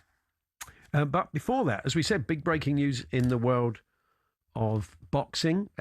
Turki Al-Sheikh, there's been an official announcement now that indeed Anthony Joshua will take on Tyson Fury, but he will also be having a warm-up fight. Here to chat about that and more is our own Spencer Oliver. Hi, Spencer. Andy, Paul, how are you both doing? Yeah, good. I mean, he's not officially. He's put out this little cryptic tweet. Have we got any more as yet on that? No, so we're hearing that Anthony Joshua is returning to the ring. It's going to be July the 25th, and the opponent that is supposed to be, or the rumours that are circulating, is a guy called Christian Penga, an Albanian now living out in New Jersey. He's had 21 fights, 20 wins, and 20 KOs. So, yeah, interesting. Is it a risk? Comeback for Anthony Joshua, but more importantly, great to see him back in the ring. Yeah, it is. Sorry, Spencer. I was going to ask you: is it a risky opponent? Is he? I mean, I wouldn't think they would want to be taking that risk. But I mean, even if he were not to win, I doubt if it would derail this fight. But still, I take it they've been very careful in the selection of their opponent, haven't they? Yeah, I would say that. So I've been looking at Christian Penga, and I'd be quite confident if I was Anthony Joshua or Anthony Joshua's team in this opponent. Yeah, his record is very impressive. All his wins have come by KO, 20 of them wins. That one loss was to a guy. That was back in 2017, though. So, you know, he has improved since then, but it was just to a guy that was a sort of a mediocre sort of fighter, really. But that happens in heavyweight boxing. He's come back. He's done nothing wrong. Won all of them inside the distance. So, look, it's a good challenge for Anthony Joshua at this stage. Like I say, very confident Anthony Joshua comes through this one, and we do get the fight against Tyson Fury. But as we've seen before in the past, guys, you know, when people have warm-up fights, things go wrong. We saw it when Deontay Wilder was meant to be boxing Anthony Joshua. He was having that warm-up against Joseph Parker. He got beat, and we didn't get that fight with AJ versus Deontay Wilder, the fight we've been talking about for a long time as well. So let's hope we don't get that curse again, and we finally get Anthony Joshua, Tyson Fury, back end of the year, possibly November/December. There is some talk about maybe fighting more than once, isn't there? Maybe a couple of fights being lined up. I mean, is that your understanding, Spencer? Well, so my understanding is this is the way that I'm hearing things, Paul. This is the way that I think it is. Spencer Brown has said that Tyson Fury has just come through that fight with Arslan Makhmudov. He was out for 16 months, and Fury wants to have another fight in between this because AJ's obviously having this fight in July. So Tyson Fury's now talking about having another fight in July as well, and both guys meeting in November. That's what I'm hearing anyway. So I think that we could see Tyson Fury back in the ring. We definitely see AJ back in the ring. As Turki Al-Sheikh has said, he's in there with a guy in Saudi Arabia. But it's good to see AJ back. That's all I'm saying. But I do think we get the fight, guys. Does November mean that it will take place in Saudi Arabia? Yes. No, November doesn't mean we'll get the fight in Saudi Arabia. No, we could get that at Wembley Stadium. I don't think they've announced a site yet. I don't think they've announced a country yet. But I personally feel that we will get AJ versus Tyson Fury at Wembley Stadium. I think that's the fitting place for both British these fans guys. want that, and it's don't they? possibly the last time we'll see AJ and Tyson Fury in the ring together. Yeah, okay. Well, it will be interesting. Yeah, there'll be a rematch. Come on. You'd like to think. I mean, it could be, as we said, if they go to 3 fights, then they're going to have long white beards by then, aren't they, Spencer? Absolutely. Listen, look, they're both at that stage of their career. Anthony Joshua's 36, Tyson Fury's 37. Tyson Fury turned pro in 2009. AJ turned pro in 2013. They've both been around a long time. Yeah. You know, they've done and achieved everything in the sport. The only thing that's missing, you know, in this modern era of heavyweight boxing is these two guys haven't boxed. I think that, we get it once. They will probably sign a contract to have it twice. Forget about the third one, because you're right in what you say, Paul. I think they'll both have white beards by then. But look, we just want to see that fight, and let's hope now, I think we're closer than ever. We get that fight happening in November. And we all know it's at least 5 years too late, but it doesn't stop it being intriguing. And it doesn't stop it being a fight that we all want to see. No, totally agree, Paul. Like, look, Anthony Joshua and Tyson Fury, I admit, I agree with you guys that they're not at their best now. You know, they are at, the tail end of their careers, but it's still the biggest fight in boxing. There's an intrigue there. This reaches out to the masses, people that are not boxing fans. Everyone's wanting to see this. I think that they've been the dominant force of the heavyweight division for the last decade or so, and we want to see them both, to seal off of what has been a fantastic era of boxing with some big names in and around the sport, with Deontay Wilder's name thrown in there as well. We need to see these two in the ring, and I think it is the massive fight that we do finally get. Nice one. Thanks, Spencer. Cheers, guys. Spencer Oliver there with the news that it is being teased by Turk El Sheikh that AJ Fury is on. His opponent, Christian Prenga, the Albanian who fights out of the States, as Spencer just said. Quietly confident, isn't he? Well, not even quietly. Anthony Joshua's a great fighter, but he's made a terrible miscalculation in picking me as his opponent, he says. This is the kind of fight that changes everything in my life and his. I know they have big plans ahead after this fight. I know they're overlooking me. I'm happy about that. I will derail their plans and shock the world this July in Saudi Arabia. So he's talking the talk. Let's see how he does in the ring in July. And I'm sure there'll be more on that as the afternoon unfolds. In the meantime, Andy, is there anything else you want to run past the class today? Did you see that bloke win £1 million last night on Who Wants to Be a Millionaire? I didn't watch it. No, I did. I was watching it. I did a classic. Di Matteo must never play again for Chelsea, and he scored a great goal. I went after he got a question, like his £500 question. I went, this bloke's not going to win anything. Absolutely useless. After £500, you wrote him off. I did. Well, he didn't get the £500 question. He had to ask the audience, and the audience came up with a 93% answer. So the questions don't fall for him. No, and then after that, he didn't know where Uniqlo came from, so he had to ask his sister. Right. And after that, he just sailed through it. You think, I've never seen anybody win £1 million so easily. Well done to the fellow. Were you pleased for him? Sounds like you weren't particularly rooting for him at that stage. No. I thought it was a bit of a duffer. No, I got quite excited when he. Yeah. I just wrote him off in that sort of typical way that I do tend to do. We've mentioning Yomis Kajelcha today, who's run a sub 2-hour marathon, but came second in the race, and maybe has been a touch overlooked, which is a bit harsh. Andy in West Bromwich said, I scored 7 goals on my debut and an 11-1 win for a Sussex County League side. Would have had my name in the headlines in the local paper if they hadn't managed to put the name of my strike partner, only scored 1 instead of me. Oh, no. That's not good, is it? That's bad, isn't it? Not what great. else have we got? You see in the snooker yesterday, there was a controversial moment in the game between Neil Robertson and Chris Wakelin, and the referee penalised Wakelin for feathering the yellow when he made another shot. Her name's Peggy Lee. That's the name of the referee. Really? She gives me fever. But I mean, that's incredible, isn't it? But it might be lost on a few of the audience. I'm getting 1,000-yard stare from the don't worry about the gallery, all about 25. They'll look it up and go, oh, well, what a great song that is. They're not going to look up Peggy Lee. If you ever heard the song Fever? You never heard that song? He's heard that song. Sure, well, he's heard that. But you take anything away from this show, not one person in that gallery is going to start Googling Peggy Lee. I've gone way beyond that. I think you see this beautiful bit of Photoshop here in the Star with Roberto De Zerbi. The headline was, Now We're Cooking. Yeah. And it's basically his head on chef holding a rolling pin, but it just doesn't look, a disembodied head. It doesn't really work. It does look. Yeah, I mean, they've spent no time working on the system with that, have they? Really, it's a chef de partie. De Zerbi, mocked up with a rolling pin. Yeah, we can see that with our own eyes. Enjoyed his first win as Tottenham boss at Wolves on Saturday. Well done to him for that. Just a final word on the boxing. It's heavyweight season on DAZN. On May the 9th, Fabio Wardley makes his first defence of the WBO heavyweight title against former IBF champion Daniel Dubois in Manchester. Then on the 23rd of May, it's Glory in Giza. Is that his name? No, not Glory in Giza. No, it's Glory in Giza. Oh, right. Yeah, that's right. Well, it could be, you know. Alexander Usyk is fighting a bloke called Glory in Giza.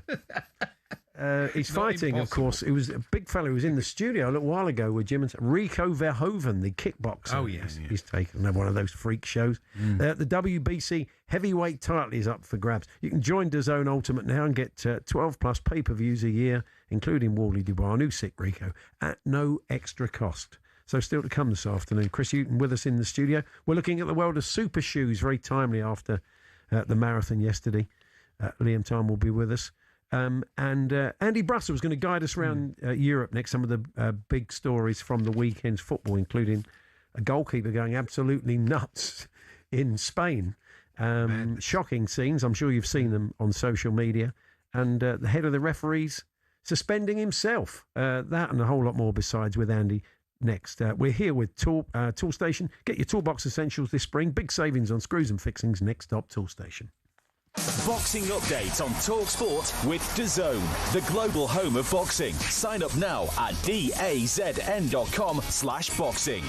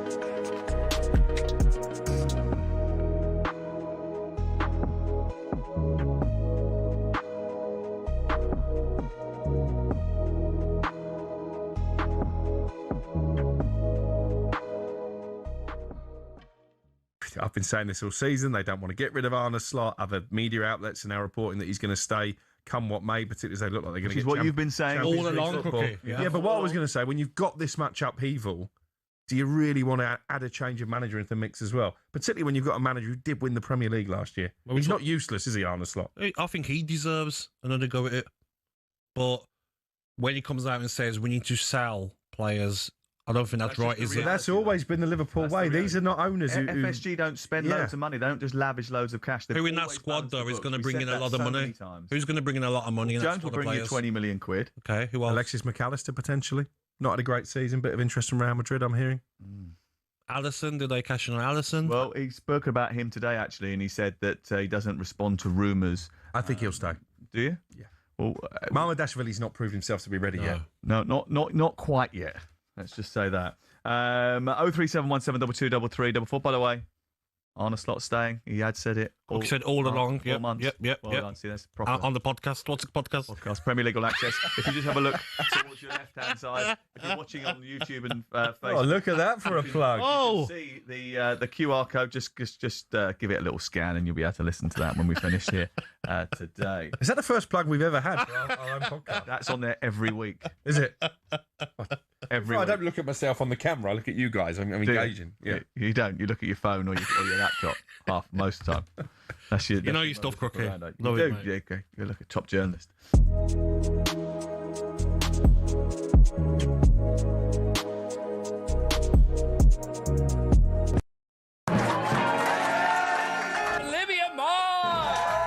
They sent us a picture that made me feel so ashamed. We look like hoarders. Chris Marshall! Yeah, I'm actually recovering from an accident right now. You've landed loose today, haven't you? Yeah, don't shake the arm, Chris, too much. Emma,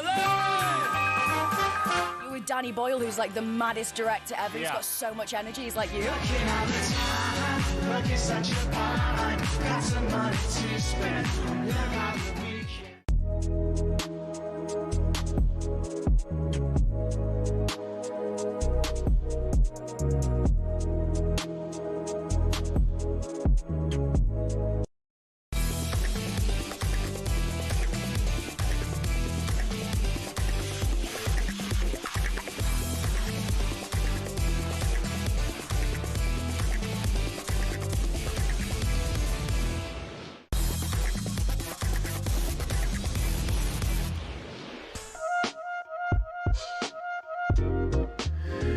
A bit of ill discipline in the world of football around Europe this weekend. Here, touching on that and all the other big stories. Andy Brassel joins us, of course, from our excellent Trans-Europe Express show every Sunday night on talkSPORT. Hi, Andy.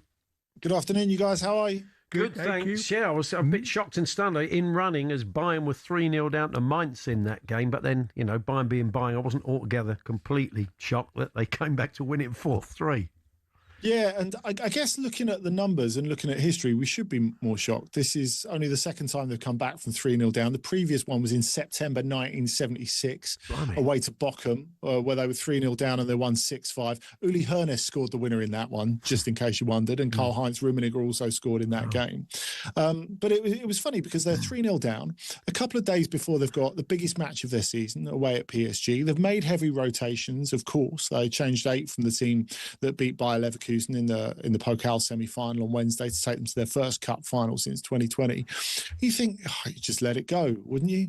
But Vincent Kompany talked afterwards and he said how frustrated and annoyed he was, told the players that it wasn't acceptable, made a couple of changes. Yes, that's the little asterisk, the fact they brought on Elise and Kane at halftime, just as they had the previous week.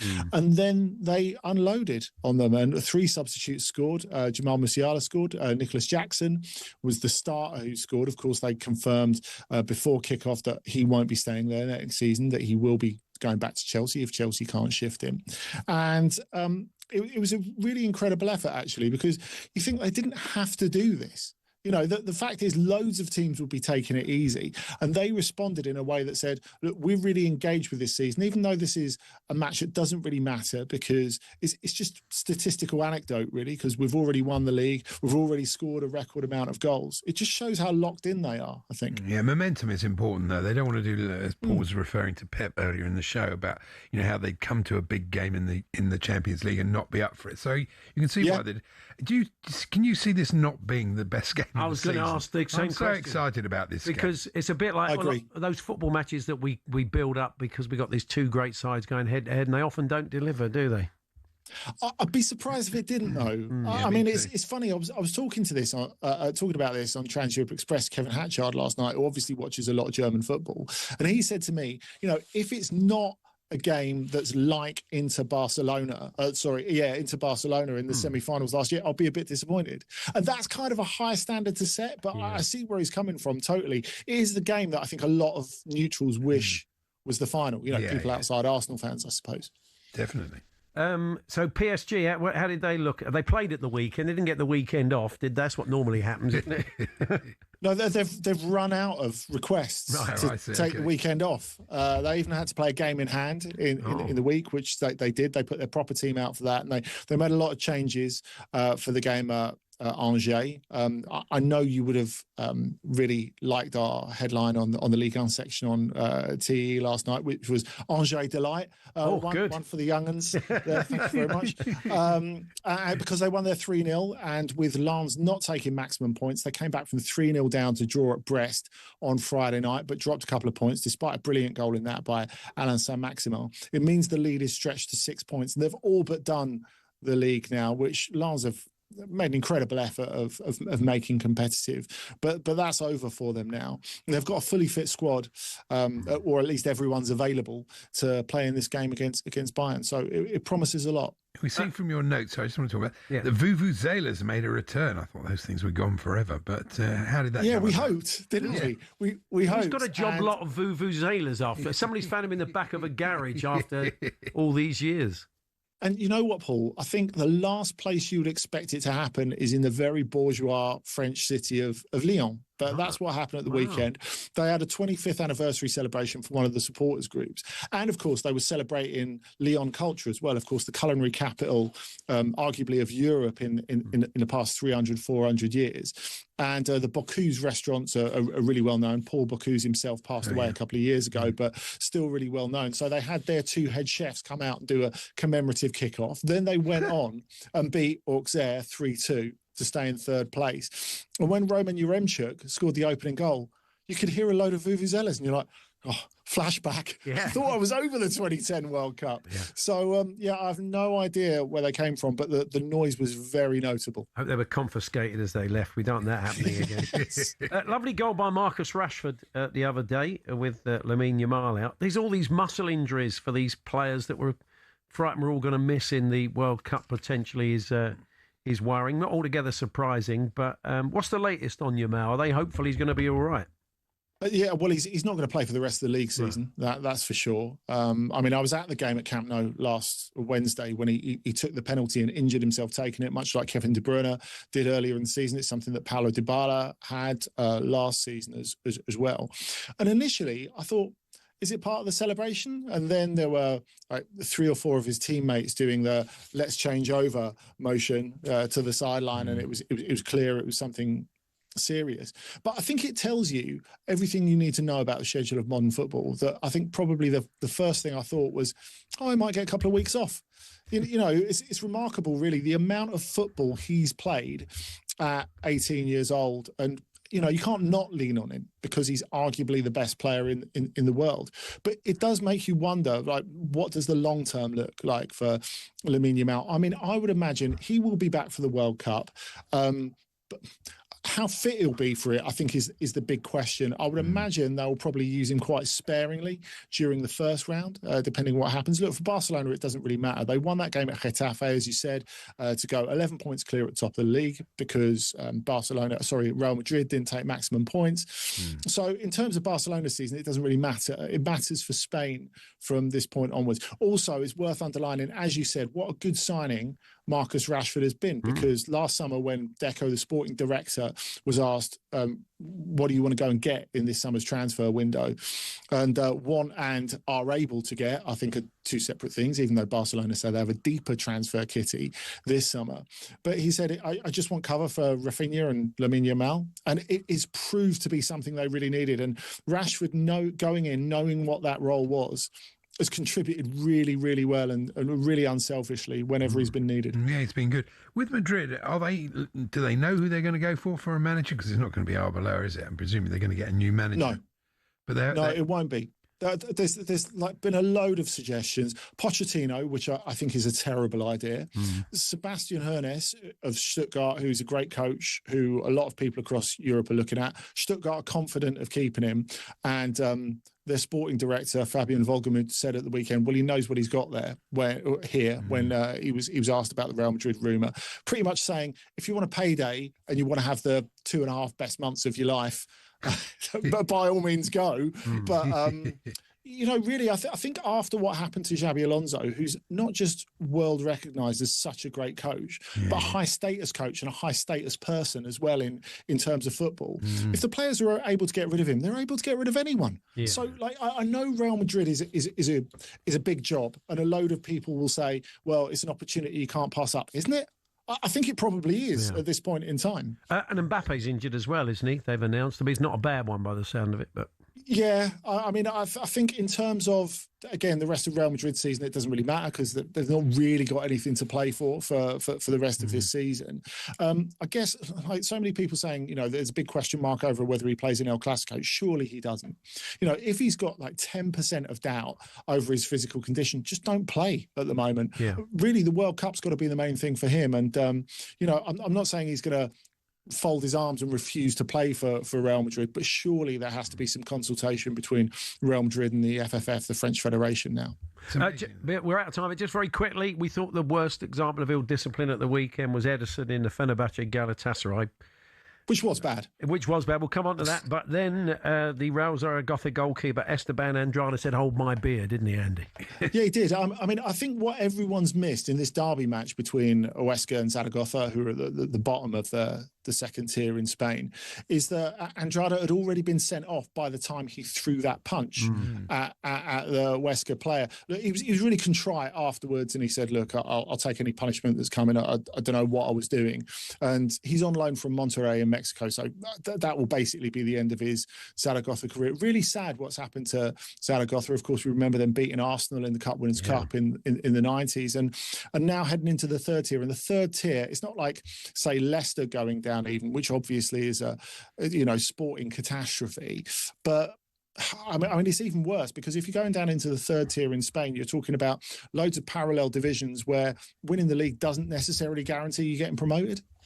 Andy, always a pleasure. We'll catch up with you soon. Thanks very much. Thank you, guys. Andy Brassel there, back next Sunday on Trans Europe Express for a deeper dive into the world of European football. Still to come this afternoon, we're going to be joined in the studio by the former Spurs defender and Newcastle Brighton manager Chris Hughton, and lots more besides between now and 4.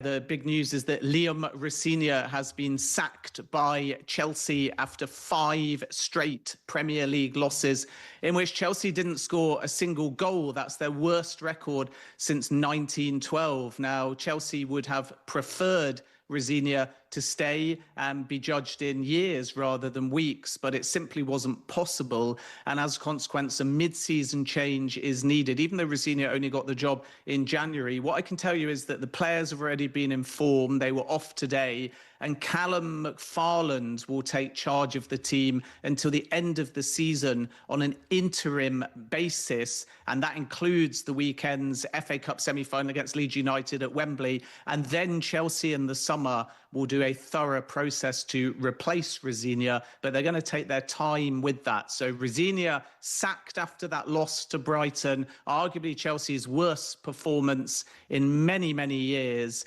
And it is an interim manager in Callum McFarland to take charge until the end of the season.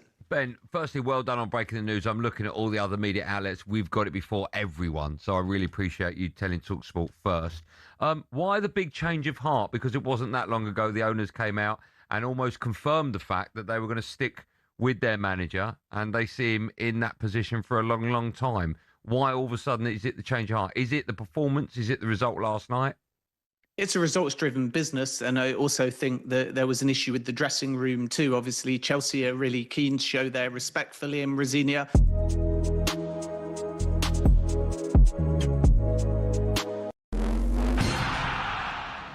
Martin Keown's told White and Jordan he thinks Chelsea's players are now in charge. Not the manager. And it's like they decided a semi-final, they've turned up and they've offered a performance. That's what it looks like, yeah. Whereas the game before, I'm sorry, it was awful to watch. Callum McFarland could become the latest Chelsea interim to win a major trophy. Remember Roberto Di Matteo in 2012. But what could an FA Cup do for their season? Economically, it'll put them back in Europe. It'll answer questions that the owners will be able to turn around and say that we still win things. But the fans will not have it. Chelsea play Man City in the FA Cup final, live on talkSPORT 2 in 2 weeks' time on Saturday, 3 o'clock kickoff.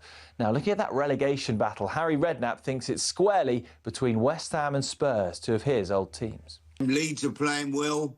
Look like they're going to get out of it 40 points. You know, they're almost, I don't know. I mean, Tottenham or West Ham, could they go on a run and win 3 games or whatever? You know, it's... it's going to be a real nail biter. The injured Xavi Simons is out for the rest of the season, including the World Cup. In the Scottish Premiership, Hearts boss Derek McInnes has believed since September, and they beat Hibs after another late goal. As a group last night, we went to a Chinese restaurant, sat down, had dinner, and we all just watched it and over and over and over, and it just gets better every time. 3 points clear with 4 games to go. Hearts host second-place Rangers on Monday. And York City's Josh Stones told us he's watched the National League winning goal back at least 15 times. You know, that's no through chance that you're scoring loads of late winners. You know, it's like it illustrates a lot of things. Strength of character, strength of the squad, strength of fitness, you know, that kind of determination. Little worse for wear there, Josh. You can find more at talksport.com.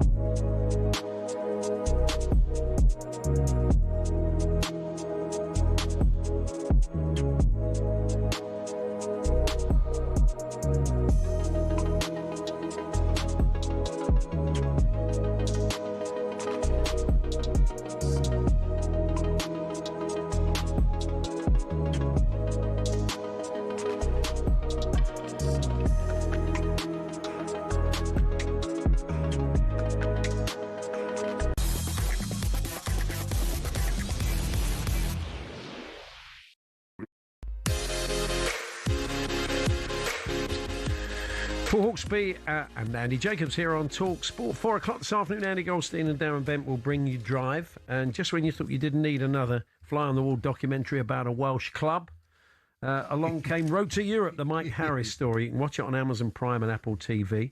Tells the story of TNS, Welsh club TNS, the new Saints owner Mike Harris and their run in Europe. Before we chat to Mike and the club's manager, Craig Harrison, let's give you a flavour of the documentary. Here's the trailer.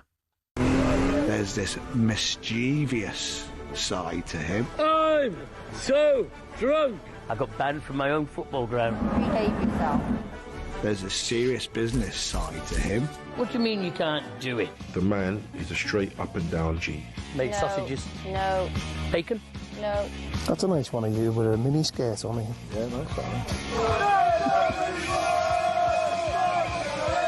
Hakimura right up there. I know. The best, if not, you know, if not the best. It's very entertaining. Very entertaining. That's just giving you a flavour of it. Mike Harris, the club owner, and Craig Harrison, the manager, join us now. Good afternoon, guys. Hi, guys. You okay? Yeah, we're good, thank you. We're good. Mike, are you pleased with it? It's warts and all, isn't it? But, I mean, you strike me from the documentary as a man who doesn't care what anybody thinks of you. They can all have an opinion, can't they? And at the end of the day, it's water off a duck's back. You know, if you set out to try and groom yourself an image, they'll always try and push it the other way. So if you don't mind which way round it is, well, that's the best way to take it. Yeah.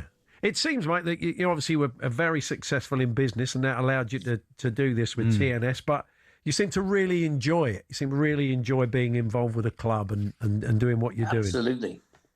And there's nothing better than being involved in football. I love the game, and it's great that you can pick your wits, not just at a business level, but on a strategy level. You know, football's one of the most strangest businesses in the world. You mean you take a whole year to work out whether you've achieved your where you needed to be. So you know, I've been involved now with TNS since 1997, and you know, to think along that way we won 18 trophies, we won umpteen Welsh Cups, and we've represented Wales since 2000 without a break. So in the Euro, so it's great news, and it's great to have managers like Craig Harrison who can execute your idea and your dreams. We should bring Craig in, actually. People remember Craig playing for Palace and Borough back in the day. Craig, your relationship with Mike seems to be an interesting one. You've had a couple of spells at the club, and you've worked as a player under sort of different chairmen. So what's it like to work with him? Yeah, you know, me and mate go back a long way. You know, it's been over 10 years that me and mate have worked together in 2 spells. I think I've managed the club for about 500 games now altogether. So it's been a long time. We know each other quite well. Don't always agree with everything. Mike pushes me, I push Mike. And I think one of the real good bits about it is that we're both very driven.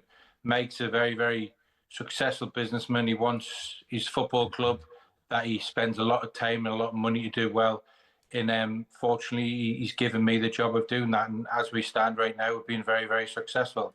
So it's a good partnership. Is it true that he once said to you, "You're not getting," or saying to you, "You're not getting sacked in the morning"? Was it you? He did that too. Yeah, it was away when we got through the first round Champions League. Desic, I think it's well documented on the documentary that he was singing from the stand, "You're not getting sacked in the morning." So yeah, that type of thing's That's true. Occurrence from Mike, and like I said, we have got a lot of respect for Mike, and I think he's got a lot of respect for me, and mutual respect and hard work, and we're both after the same goal: success for the football club. Mike, we do see you going along to the Champions League draw, making full use of the UEFA's hospitality, and being slightly worse for wear in the company of Michel Platini, but we don't give you a hard time for that. How did you look back on some of the footage that's in the documentary? Oh, fond memories, very fond memories. There's too many to sort of put into one place. We've had some great times. From the very first time we got into Europe and went to the draw, we've always seen that as a privilege, and you always have to treat it that it might be your last.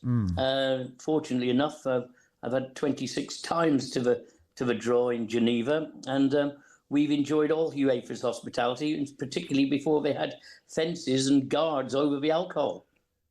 Really? As you don't have your own vodka and not a Hollywood superstar, what is there? Is there a sort of ceiling, Mike, for the club from your point of view? Is there a lot more you want to do? No, I think as FIFA and UEFA recognised that our football club was an amateur league football club in 1957. Okay, we've merged with Osborne Town along the way, which is one of England's oldest clubs, and together with the Welsh village and the English town, which sits right on the border, we've got the fairy story that's gone from amateur league right the way through the pyramid system and to becoming the most successful domestic club in Wales, and being the first to get into a group stage. We don't think it ends with just getting into the group stage of the Europa Conference. Yeah. We have dreams and expectation to go further, and whether that's to get into UEFA or the Champions League group stages, or even to progress to the later stages of any of those competitions. That's got to be in our dream. That's the next stage of our growth. Craig, you let the cameras into the dressing room. It's warts and all, and a lot of managers aren't always keen on that. But how did you feel about watching that stuff back? Yeah, you get wrapped up in it at the time because there's some really big games and it's really important. The Scottish Cup final was the first time we got into that, and then you talking about the qualifiers of the Champions League where we go on to get to Europa group stage and playing in the places like Fiorentina away and Panathinaikos. So I think you just get engrossed in it. And, fortunately, I had a quick look at it beforehand. And, there's some things that you don't particularly quite like. But then again, it's I think it's that mentality of the winning mentality in a group of guys, a group of men, grown men who are all going in the same direction and want to be successful, and sometimes comes with that some maybe shall we say industrial language and straight talking, but I think the dressing room is a place for that, and I think people are different in the dressing room than what they are in the general public. Absolutely. So it's available to watch now. Road to Europe, the Mike Harris story on Amazon Prime and Apple TV, and. Mike, Craig and the boys have won the league at a canter, haven't they? So back in Europe, back at the draw, back having a good time at UEFA, you think, next year? Or absolutely. Later this year? As I said, they've changed some of the, let's say, to the supply on on the beer. The food's just as good, but I will say they've not been quite so generous on the red wine over the last couple of years. Oh dear! Is that just for you or for everybody? No, I think for everybody. Well, it's very entertaining stuff. Congratulations on winning the league again. All the best in Europe next time around, and good to talk to you both. Thanks very much. Thank you very much, guys. Good luck, bye. There we are. Yeah. There's Mike Harris, the owner, and Craig Harrison, the manager of the team. It's very interesting to hear very successful businessmen talking about the difference between business and football. Yeah. It is a big difference. I think a lot of business people find. But you can see that, he made his money and he's gone into football and he absolutely loves it. Yeah, he's close to the fans too, isn't he? Yeah. So it's really interesting stuff. So if you get a chance to watch, very entertaining. Now, next guest, talk about timely visit and timely publication of a book. Super Shoes, How Advanced Technology Revolutionised Running. And if you see Sebastian Salvi holding up his Adidas Super Shoes, talking about their importance in what he just achieved, it is some story. We've been kind of following this story along the way, haven't we? Yeah. Since the Vaporflies came along. And we're going to be having a chat with the author of the new book, Super Shoes, in a few moments' time. We're here with Toolstation to explore the full collection of garden power tools with top brands such as Karcher and Makita. Next stop, Toolstation.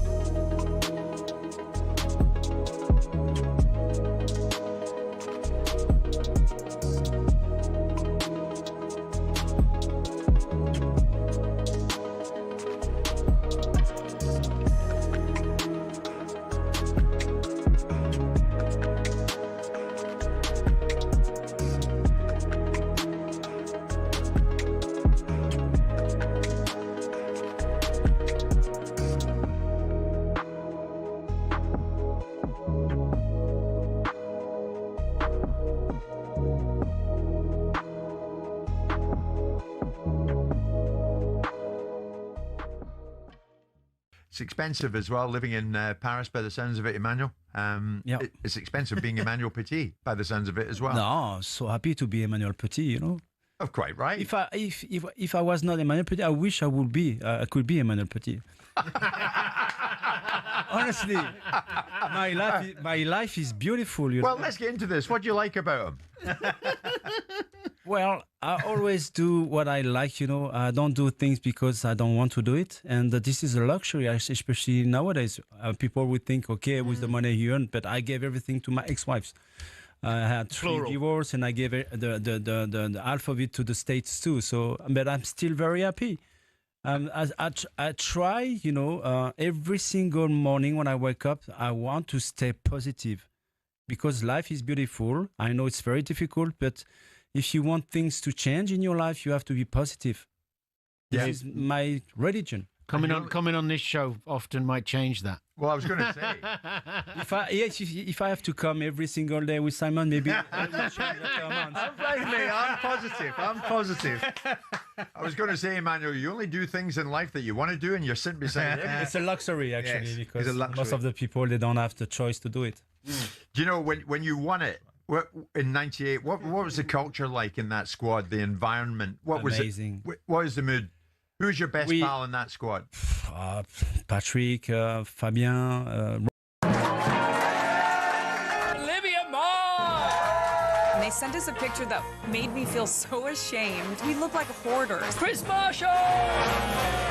Yeah, I'm actually recovering from an accident right now. You've landed loose today, haven't you? Yeah, don't shake the arm, Chris, too much. You're with Danny Boyle, who's like the maddest director ever. He's got so much energy. He's like you. Got some money to spend.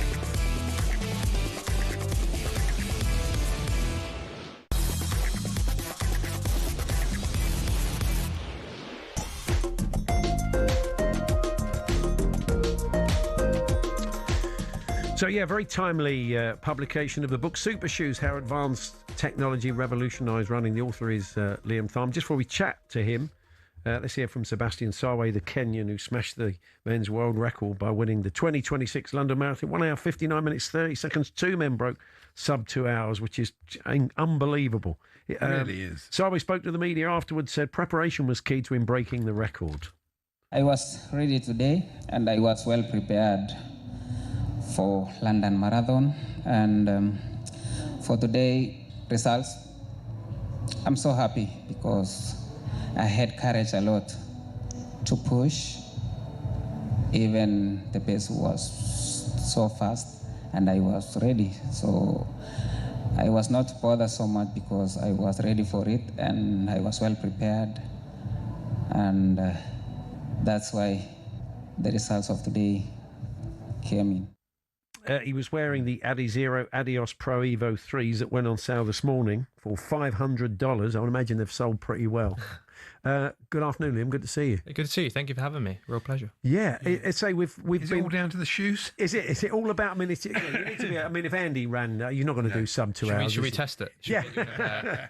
I mean, every time we've spoken about this since the Vaporflies have emerged in sort of 2017 and spoken to different people, everybody who's tried them at any level, amateur runners, pro runners, have always said, "Yeah, I noticed the difference." And we've ever had anybody say, "Didn't notice any difference." So they clearly work, don't they? Clearly help. Yeah, there's a lot of research to this now. We've had shoe companies working with universities that have tested them independently. In fact, when the first Nike Vaporfly came out, it got nicknamed the 4% shoe because they had a university, Colorado, test the shoe for them on kind of not quite elite runners, but very, very good runners. And that found kind of average improvements of 4%. So Nike went, yeah, we'll have that. And we'll kind of use it as the tagline on our shoe. And shoes have got even better since then. So, they've really kind of kicked on, and other brands have caught up to Nike as well. Well, yeah, I mean, Adidas, and we were talking about that earlier on, with Adidas really do seem to have caught up and probably see. I mean, will Nike fight back now in like what we saw yesterday? Is it going to be a bit of? They're not going to be happy about this, are they? No, not at all. I mean, Adidas have been quite dominant. It's been ironic. They've kind of dominated the past couple of years anyway. So the Pro Evo 2, the shoe before this one, was kind of the shoe that had all the major kind of marathon winners, the podium spots. You expect that Nike will, but it's a hard thing to do. I mean, kind of the arms race, or the foot race as it's called, it's getting really competitive. Puma as a brand have come into the game, made a really good shoe. So it feels really accelerated at the moment, trying to rush kind of production out. And you've got the kind of situation where you've got multiple marathons a year, right? Elite athletes generally can race 2, one in kind of the springtime, one in the autumn or the fall. So they're trying to time those releases, i.e. like this weekend, so you can have the shoe in time for the race and then kind of sell it off the back of it as well, to try and hit kind of both, get your elites running quick, but also kind of market it well with those records. Are they all using the same technology, or is it highly secret? Have they got different? Is it a bit Colonel Sanders? Is it all kind of secret patents they don't tell each other about? There's a bit of that in there, but kind of historically, Adidas did some work in the 2000s where it wasn't kind of this like carbon fiber tech, but it was adjacent stuff to it. And I spoke to a few engineers about this kind of in writing the book. And kind of the long and the short of it is, Nike could never patent when they first had the shoe in 2017 because there were technicalities on. Adidas had used kind of like stiff elements within the shoe to try and kind of replicate what the carbon plate is now. And that meant that Nike were kind of saying we could patent the specific way they use the plate, but kind of not beyond that. So it meant, and obviously a lot of this is not materials that they create. They buy these materials from elsewhere. And engineers say to me, they said, you or I could call up the right person, we could get the same foam that goes into the shoes or the other elements. And then you've had kind of the cross-pollination with Formula One, with aerospace, like that they're going here, there and everywhere to get these materials now. And that's made a difference. They're expensive, aren't they? I mean, as we said, $500 for these brand new ones that have gone on sale. I don't doubt they'll sell out. But is there a way to potentially make them? Is it the amount of sort of research and development they've had to do to make these shoes that makes them so expensive? Yeah, I'm a bit sceptical of that. I don't know. I think it's because they're so popular. I mean, running is having a boom. We see record applications for London. There's like millions of people entering the ballot. And a lot of people want these shoes because you say they make people look faster. We have also had Lidl come out and produce a really cheap pair of super shoes kind of equivalent, which I think a few people ran London in this weekend and said that they were good. And how much are they costing? I think they're something like 40 or 50 euros, but they maybe only originally were retailing in Ireland. And I know people flew over to Ireland to be like, where it's called Lidl. Yes, yeah. So maybe that, has has a contribution, but I think when you see performances that are so convincing, you know, people are willing to invest that, and I guess it's going to take one major brand to bring their price down for everyone else to follow. Adidas will set it at 500 because Nike will do the same, Puma, New Balance, you know, etc. Have you tried both? Have you tried these? Yeah, so I primarily ran in Nike, then I tried a pair of the Puma shoes. So Puma have technically got like the best shoe on the market, if you look at kind of the testing in the lab, and that Puma shoe was really, really good. It was a bit weird because they've cut out a load of the foam in the sole, so parts of it are like missing. So walking around in it feels really funny, but you run and it's all in the right places and you go really quickly. I did get tested in some Adidas shoes as well, and we're now in kind of the market where there's some what we call like illegal shoes. So there's a limit to how much foam you can have in a race for kind of the elites. Not, you know, no one's policing this out on the streets. And Adidas makes all brands make some really chunky, really tall shoes, and those, I mean, I feel like I'm about 6 feet in them, and I'm not 6 foot tall. We saw that pushback in swimming, didn't we, a few years back, where suddenly we saw the suits that they were wearing. In the end, people just started to say, well, let's not recognise those records. Let's do away with that. Let's get back to basics. Can you see there being some sort of will there be a point where people start to push back on this, you think? I mean, people have pushed back, but kind of World Athletics, the governing body, were a little bit perhaps loose on this originally, and it was tricky because there wasn't really anything to compare it to previously in running. So Nike, I mean, really for Nike from kind of 2017 to probably about 2020, around the pandemic, they were seen as having the advantage because they were the only ones with this shoe. Now other brands have since caught up, and the specific thing in athletics is you can only run as an elite athlete in the shoes of your sponsor brand. So if you're sponsored by Brooks and Brooks don't have a super shoe, tough luck, you know, Nike athletes will have that advantage. So we've kind of gone the other way now, where everyone's caught up, everyone's got that shoe, and that's why we're seeing this added, you know, boost of kind of records now, and this added change. There were some talks about it, I think, and actually they've kind of legislated more on the spikes in the middle distance races and on the tracks. So they've cut down a bit on how tall those can be, not in the road running sphere, and we see companies being really clever in how they kind of like shape the shoe and cut the foam so that they make sure they're in that requirements while trying to maximize performance. So there's a lot of science that goes into making sure it's all legal. Yeah. Were you surprised the record went in London? I mean, is it known for being a particularly fast? And it was a warm day, wasn't it? It was a little bit warm. Cobbles and all that. It was warmer last year. It's not always a kind of a record level course, but I mean the course record was kind of 2:01 something. People do run quite fast. You do tend to get like top athletes going there as well. So Emanuel Petit came second in the men's race, was saying that was his dream marathon. But it's not typically considered quite as quick as perhaps Valencia or Chicago, where there have been other records. Of course, Paula Radcliffe ran really, really well there, kind of in the early mid-2000s. But I spoke to Spencer Barden, who works for London Marathon. He's the head of like the elite fields. He puts together the elite fields. And he was saying, like, conditions-wise, on a good day, kind of a good following wind, nice enough conditions. And when you have, I think the key part is the athletes and the number of athletes running late into the race. We had 3 women in contention for the win. They're all pushing one another.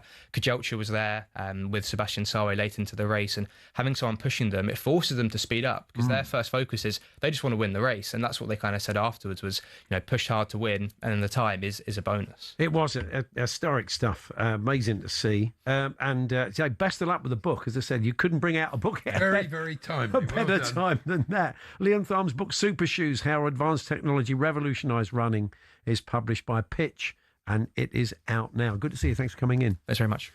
Chris Hughton going to be with us in the studio very, very shortly, the former Spurs defender, Newcastle Brighton manager. Chris went public on Friday with the fact that he had a diagnosis of prostate cancer last year and a subsequent operation. He'll be chatting to us about that and life in football, a bit of Spurs, Newcastle, Brighton and more. Just to let you know, we're going to bring you live ball-by-ball commentary from the IPL on talkSPORT 2 at 3 p.m. this afternoon, as the defending champions Royal Challengers Bangalore take on the Delhi Capitals with the England duo Jacob Bethel and Phil Sort in action. The easiest way to listen is to download the free talkSPORT app, swipe across to talkSPORT 2, and you can watch along on the talkSPORT Cricket YouTube channel. But Chris with us in the studio straight after the sports headlines.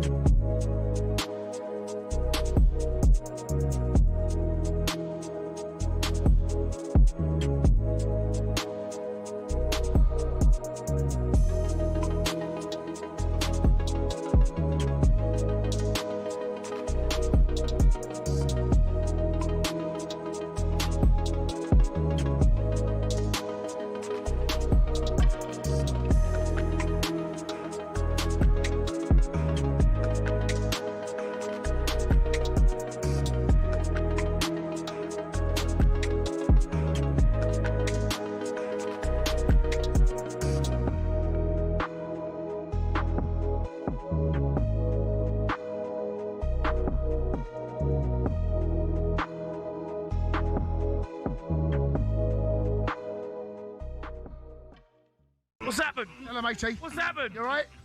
How are you, matey? You good? I'm all right. Yeah, very well. Thank you very much. Gaffer's gone. Yeah. Gaffer's slapped. Yeah, last night's performance Slap. was unacceptable, mate. Yeah, he got slapped. Yeah, something. Slap. That could not stay the same. The run of results and performances have just led to this. I mean, you heard me last night. I was absolutely crestfallen last night. Thought he'd done well, mate. Thought he'd done well. Well, First the fact that he's gone suggests that he didn't. You know, it's one of those situations that something had to give, and we weren't. You know, you can't go through over 8 hours of football without scoring a match in a game in the Premier League. You can't do that. Those glasses look ridiculous. What do you mean? They hurt in your eyes. I'll put them on. They start to. I can't see nothing. So if I do some hand signals to you, you won't see them. No, I can't see. I actually genuinely. I'm disappointed. He's a good manager, Rosina. Well, playing some good stuff. He may well be in the future a very good manager, but right here, right now, things were falling apart at the seams, and they were falling apart quite quickly. The last goal we scored in the Premier League was away in a victory against Aston Villa 4-1. Yeah. That was in March. Yeah, some encouraging signs in. And you can't carry on playing games. And last night's performance, it was unacceptable. That was completely unacceptable. You can look and you can lose a football match, and I've seen over the years Chelsea lose plenty of football matches, but it's the manner in the defeat, and the players they need to look.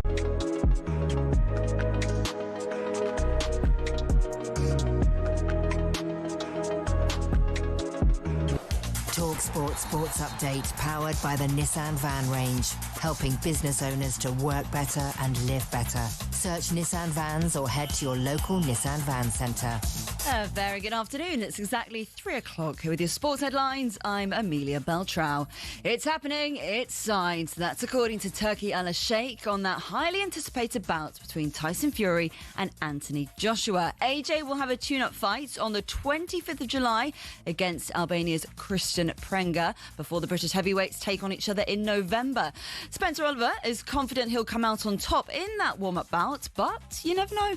As we've seen before in the past, guys, you know, when people have warm-up fights, things go wrong. We saw it when Deontay Wilder was meant to be boxing Anthony Joshua. Let's hope we don't get that curse again, and we finally get Anthony Joshua, Tyson Fury, back end of the year, possibly November. We're hearing Chelsea have spoken to Andoni Iraola's agent about replacing Liam Rosenior. The Bournemouth boss is one of the main contenders, with Marco Silva also on the shortlist. It's after Chelsea booked their place in the FA Cup final against Man City. talkSPORT understands Scott Parker's discussing his future as the Burnley boss with the club's hierarchy. It's after they were relegated. If Parker does leave, it's thought Craig Bellamy could be approached, as well as Steven Gerrard, who is keen to return to the dugout and is no longer contracted to Al Ettifaq. Simon Jordan reckons Stevie G would be lucky to get the job. People will go, it's Steven Gerrard. Yeah, but look at Steven Gerrard's record. I know he did okay at Rangers, but that in of his own right, it has to be qualified, and he didn't do well at Aston Villa, and he didn't do particularly well in Saudi. And golf's oldest major, the Open, is going to return to Royal Lytham and St Anne's, 16 years since last hosting the event. That means Donald Trump's Turnberry misses out. Its chief executive, Mark Darbin, says more work's needed, though. You see the scale of a modern Open Championship, and the road and rail and accommodation network around that venue is challenging to deliver what we now deliver. So we've got a good dialogue with the venue. We're open-minded. We'll maintain that dialogue into the future and see where we get. There's more at talksport.com. talkSPORT News. A deal said to be within sight to ending the long-running Birmingham bin row, and Sir Keir Starmer will face a vote on whether he should be referred to an inquiry over the Lord Mandelson vetting row. Emma has more at 5:30. talkSPORT weather with QuickFit. Spring forwards with Bridgestone Turanza all-season 6 tyres with a 25,000 mileage guarantee. Book today at quickfit.com. Conditions apply. A dry day for all of us, except for a bit of rain in northern Scotland. In the south, warm and bright before clouding over. Heavy showers moving into the east this afternoon.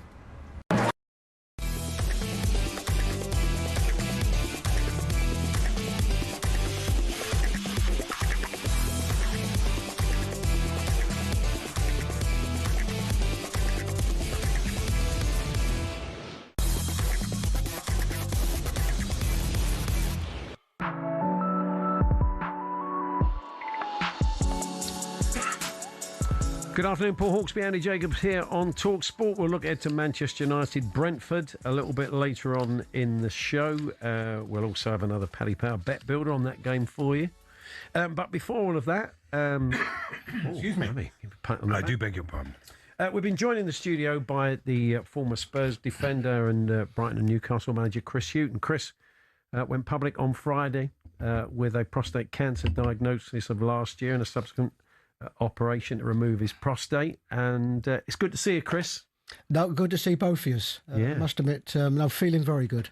Well, it's good. I mean, it was Friday. We should point out we're neighbours, so I do see a fair bit of you, and I knew about this sort of last year, and we were talking a little while ago on the train about it, and you said you were going to go public and let more people know about it. You've had a great response since Friday, haven't you? A lot of people have reached out to you. Yeah, very much so, and probably my reasoning for making it public is because, you know, mine's a good story as such, you know, and it's a good outcome. I've had so many people, even though over the last year some people knew, not everybody, but I decided to make it public. But so many people, were friends of friends, were ringing me for advice. That's something that they've been through. And particularly in the area that I was brought up in, which is a very multicultural area, and the large majority of my friends back in the day, as such, are from Caribbean background, and so as we know, it's higher risk, isn't it? Yeah. It's very much higher risk in the black community. So I think that prompted me really to recognise that if I can help, then I should. It was testing through the League Managers Association, wasn't it? The LMA that highlighted you were regularly tested as a member of the LMA. Yes, I was, and it's and every member has that available to him. I was actually just looking this morning. It was 2015, so probably a year earlier than what I thought it was or stated that it was. And it was my yearly checkup. My PSA was 3.6. What I was told at the time, I went to see a urologist, I was told at the time, and I hope this information is right, that anything sort of over 3 goes into a big grey area. So I then had a scan and a biopsy at that stage, which was all clear. But what it did do, it prompted me to have regular checkups. So at least every 6 months. From then I've checked, and it was only in the last couple of years it had risen quite a fair bit, and then I was diagnosed the 1st of April last year. You were given some options at that point, were you? And you chose to have your prostate removed.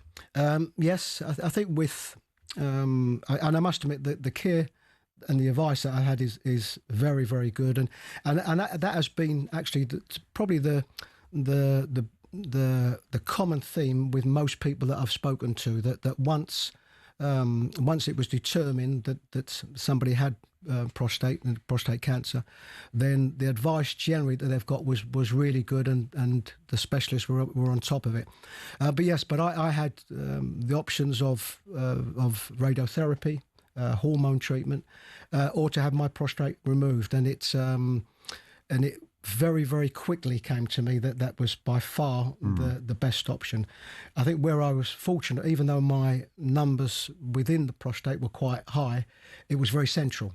Yeah. So the feeling certainly from the surgeon was that he could remove it, sparing as much of the nerves as possible, and I was delighted. I've made a very, very good recovery, and doing well. Fantastic. Great. Well done. It's I mean, I suppose that really it was great that you were able to get 6 monthly checks. When Colin McFarlane's coming to see us, the actor of Prostate Cancer UK, we do get people feeding back and saying, well, I find it quite difficult to get tests. I ask my GP and I'm told I don't need them. So that is a bit of a problem, isn't it? It is a bit of a problem, and one is about perseverance.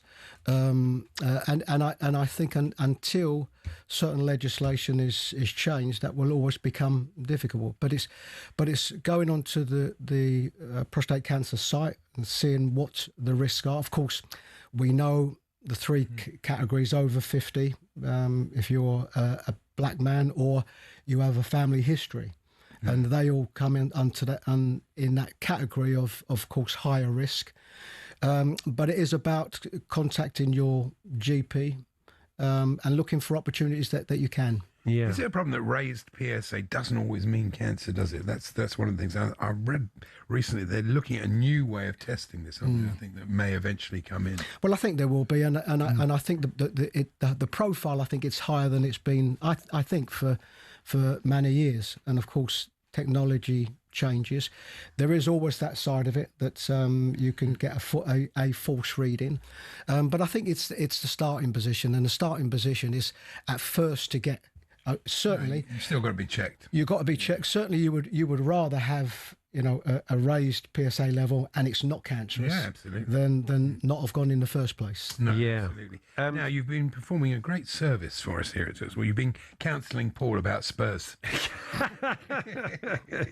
I've been trying my best. Yeah, we will. He's needed it. We will come on to that in a few moments' time. But just. So I suppose the message really is the reason you've gone public on this is to encourage people to get checked, to go out and get a check on. And still, and even at this stage, I received, I've had a lot of messages, phone calls particularly over the last few days since I came out. And one message I got was from somebody who's going through it at the moment. He's having treatment. But he had his PSA test at 64 years of age. Right. So, that's opposite to all of the things that we are saying. Yeah. This is a man that's, of course, well over 50, and this was the first PSA test that he had. So it's, for me, for any encouragement that I can, any opportunity where somebody says to me, listen, Chris, I had my PSA checked because... I heard your situation and the fact you've come public, and that's the reason why I decided to come to make it public. And we know from talking to Colin McFarland and others, somebody Chris Davis, the journalist who covered the Republic of Ireland for the Telegraph for years, was listening to Colin on the show, thought, you know what, I've not had a check for a while, went on to Prostate Cancer UK, did the very sort of basic online sort of interactive test that you can do. A few red flags for him. Chris went and got checked. Found he did have raised PSA, did have prostate cancer, and has been having treatment. I contacted him the other day, and he said the drugs have been working very well, and he's virtually without symptoms now. So and certainly the plus is that he's caught it at a certain stage. Yeah. The fear, of course, is that if somebody does have it, is that by the time it's detected, then it's outside of the prostate, sure, and it's spreading, which of course is a far different type of treatment. Yeah, and as you touched on there, you think of if there was the same level of screening that maybe women get with breast cancer, screening at an earlier age for men, because it is such a sort of killer of men, isn't it? Yeah, but I think for those that in Prostate Cancer UK, I think that's what they're pushing for. Yeah. I mean, I can't say I'm mega knowledgeable about it because I'm learning the same as everybody every day. But I think that's the goal. I think that's the goal, but particularly as it's the most common cancer in the UK, and it affects, and we know the numbers, 1 in 8 or 1 in 4, and so I think it's certainly something that Prostate Cancer UK are very, very much pushing for. Well, go and check out the Prostate Cancer UK website if you have any concerns. And even if you haven't, it's worth you doing the interactive test on there. It's just a very, very basic test that gives you a few pointers, and who knows, it could save your life. talksport.com, text 81089. We will do a click through for that, but it's Prostate Cancer UK's website to find out more about that. Chris is going to stick around. We're going to talk a bit of football, unfortunately, from our point of view, and he's a bit more chipper today. Chris Hughton with us in the studio. We're here with our very good friends at Toolstation. Get your toolbox essentials this spring. Big savings on screws and fixings. Next stop, Toolstation.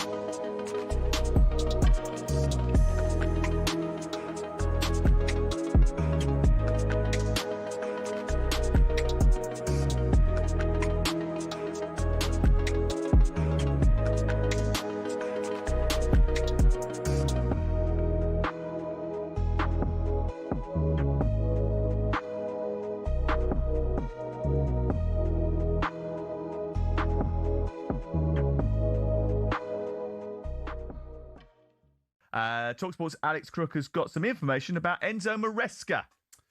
Yeah, I think the vibe coming out of the Northwest for some time now has been that Pep Guardiola is more likely to depart than to stay at the end of the season. Whether winning the Premier League title will influence that decision one way or another remains to be seen, but it does seem like the direction of travel is this is going to be the last few weeks of Pep Guardiola's tenure, despite the fact he's got another year left on his contract. There was always a suspicion, I think, from Chelsea that when Enzo Maresca left the club on New Year's Day, his next port of call would be Manchester City.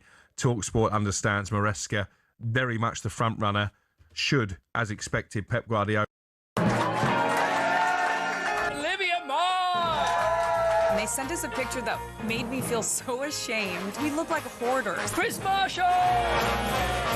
Yeah, I'm actually recovering from an accident right now. You've landed loose today, haven't you? Yeah, don't shake the arm, Chris, too much.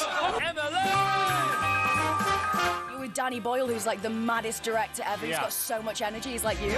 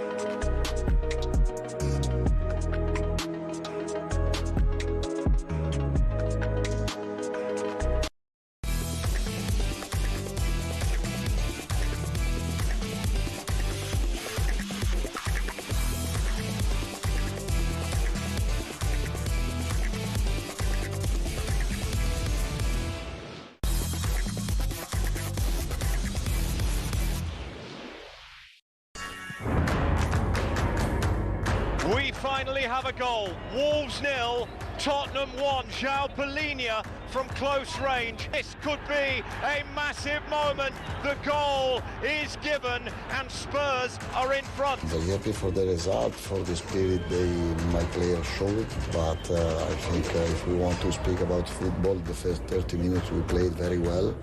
We didn't create too many chances, and maybe in that moment of the game we deserved to score. And in the last part of the first half and the second half, we lost completely order on the pitch, maybe the big pressure for this game. Yep, first Spurs finally got a win at Wolves at the weekend. Chris Hughton, the former Spurs defender and coach, is with us. We probably wouldn't want to be Roberto De Zerbi at the moment, Chris, would you? I mean, it must be tough. He's in there trying to keep the team up, but he must be feeling cursed. You know, week after week, we see big players going down to season-ending injuries. I mean, it was a tough task when he went in, but it's even tougher now, isn't it? I think it's even tougher now, and this is an experienced manager that's managed in the Premier League, and I think he's spoken since he's taken the role, and I've got no doubts that he would have gone into that change room, and he would have got the right responses from the players. I just think it's hard when you've got a group of players that have been on such a downward spiral for so long. It's hard to get out of it, and you're generally relying a little bit on the other teams around you. And I think myself, as well as all Tottenham supporters, as each week and as each game has gone by, you've thought, well, okay, this is going to be the week where it changes, and then sort of reality hits in that we're in big trouble. And so I think it's a real tough one for him. I don't think it's a question of him being able to motivate the players, because I think that's his type of personality anyway. Yeah, I mean, but I just think that I think when you're on that downward spiral, it's very difficult to get out of it. Yeah, the last two performances, when Brighton was a very good performance and very unlucky not to win the game. Do you think that win will make a big difference? Do you think just getting those 3 points will give the whole place a lift. But I mean, then you temper that with the fact that your best creative outlet you've lost, and maybe Solanke. And everybody else won. And everybody else won. But I think there's two sides of it. One, you have to, because what's the other option? Yeah. You know, the other option is that it doesn't motivate you. So it has to. And you, if I looked at the reaction of the players, firstly in the Brighton game, particularly when they thought that was going to be the winner. Yeah. And when you looked at the reaction of the players, it showed what it meant. Yeah. And also in Paulinho's goal, you know, so you can see from the players, you know, what it means. But you know, if probably at this moment, you know, if there's one player that you didn't want injured, it's Xavi Simons. Yeah. And of course, Solanke is one of 2/3 sort of number 9s that absolutely you didn't want injured. So it's, you know, you've got, you know, some sort of success in one hand where you've got that winner, but it's a big downer, certainly having these two. Next weekend is difficult, isn't it? I mean, Villa away is a tough game, but then West Ham have got Brentford away, and Brentford, you know, depending on what happens tonight, are still in the race for that 6th, 7th place. So yeah, they might get something. You know, West Ham might not get. But I don't think it matters what the games are. You know, whether it's away from home, or whatever, they've got to break that cycle, and they have done. The team have done it in the last game, and what's quite sure is that in these group of games, you know, you've got to excel somewhere. And that means either winning a game that you're not supposed to win, that's true, or putting in a performance that last week's performance that you were able to build on. You've been in this situation before with Newcastle when you were a coach there, when they brought in Alan Shearer for those last few games in an effort to stay up. Do you see parallels? Certainly parallels in regards to position. I remember at that time it went down to the last game, and that last game was away to Aston Villa. And I can remember at the time there was a little bit of, and this is the difference between how supporters perceive players and what they give in. And there was a perception there that on that day was a hot day. Obviously, hot day in May, away to Villa. There was a perception that the players didn't give enough to win that game. You know, it couldn't be further from the truth. It's the last game of the season. You need to win that one to stay in the division. You know, so it's certainly not, I think, a question of the players not wanting it to happen. No. So it doesn't really matter what the games are. You've got to break that cycle anyway. And whoever stays up will have had to get results that certainly, you know, somebody wouldn't have seen, or certainly you wouldn't have seen a while ago. Yeah. I mean, how do you stop, as a coach, that sort of fear and anxiety in the players, that playing tense, which they're bound to be doing at the moment, aren't they? All those teams down there. I mean, West Ham seemingly less so. They still seem to be able to play their football, but Tottenham, say, not very creative, are they? Seem to be scared to make those passes that you know could create a goal. Yeah, but I think it's probably on your starting position. You know what Tottenham haven't had. They haven't had that real sort of momentum of the same players playing in every game. So them sort of connections that you get. So that they've missed out on. But as I said, they have no choice. The team have no choice now to pull something out that somebody or a perception or a percentage of the supporters don't expect. And probably the parallels, and sorry, going back onto the management one, every manager's different. And, you know, and if I look at De Zerbi, so far it's been very much about, you know, putting his arms around the players, although he's had, of course, a draw and a win. But there's no point getting into the players. You've got to encourage the players. You've got to encourage them to play with that little bit of freedom. The more pressure that you put on the players, you'll see that in their performance. Yeah. Worrying times. Very worrying. I'm trying to see when they're going to be able to fit the Chelsea game in. Yeah, that's now because of the cup final. The cup final, and whether that will have a bearing on the fixture, whether it's after the final or before the final. So yeah don't know. But you had a little spell at West Ham, of course, didn't you, after Spurs? And it looks like a two-way fight between those two, the way it's going. They did recruit well in January, and that seems to be a real point of difference, wasn't it? A couple of new players come in that's made a big difference to them. But I think you can see it's made a difference. I think what they've got in Bowen and Somerville as well, I think has been massive for them. And I think they've got a front four that are able to travel with this ball up the pitch. Yeah. And I think that's been the difference. But there was a turning point for them, because certainly when Nuno went in, it didn't happen instantly. No.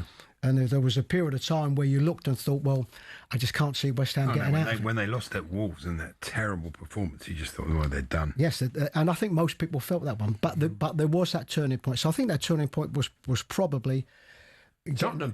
It was the Tottenham. It was 20 minutes into the Tottenham game when Spurs decided to back off of Somerville and just let him have the run of the pitch. I think they'll look back and say that was a really key moment. They never look back from that moment. That was potentially or probably the key moment from. But what they've done is that they've capitalised on that. Yeah, and you can see the confidence. I think it's been driven by Bowen. I think he's a super player. And if he's not scoring, he's creating. But you get the feel in that change room that he's also, in his own way, because I don't think I think he's a fairly quiet lad, I think. But in his own way, you can see that he's driving that team, and of course, they've got a support behind them at the moment that are expecting a team that's having a go, that can get a result. You spent time at Newcastle, as said, as a coach and a manager as well. And Eddie Howe's going to be sitting down with the hierarchy later this week. Beaten at the weekend. And we were a dismal end to the season. We were chatting to Jens Lehmann about Voltemade earlier on, the tough times he's had second half of the season. We saw that Visser miss at the weekend. I mean, how do you view what's going on at Newcastle at the moment? Eddie does look like he's under a bit of pressure, doesn't he? Yeah, I think it does, and you can see that in Eddie. But he's done such a wonderful job there for the period. If you take the period of time as a whole. And it's very, very difficult unless you're, a City or, a Liverpool or a United or so. And we know that the restraints that they've had, and we know the Isak's story earlier in the season, I think how that hampered them. And it's very difficult to keep them levels going season after season. So I think it's been a disappointing end of the season for him. But I think he's such a super manager, and he's done such a good job overall there. I just hope that in a summer that he gets the support that I think he needs. When I say support, I mean personally, but also the support in the team. Yeah. Because if it's a club that want to be challenging for Champions League every year, then they've got to recruit that way. A bit unlucky with Visser, I think. I mean, he missed that one on Saturday, but I saw a lot of him at Brentford. I thought it was a really good buy. He's had an injury and confidence and all that stuff, and maybe he'll come good next year. But it's been a surprise to me.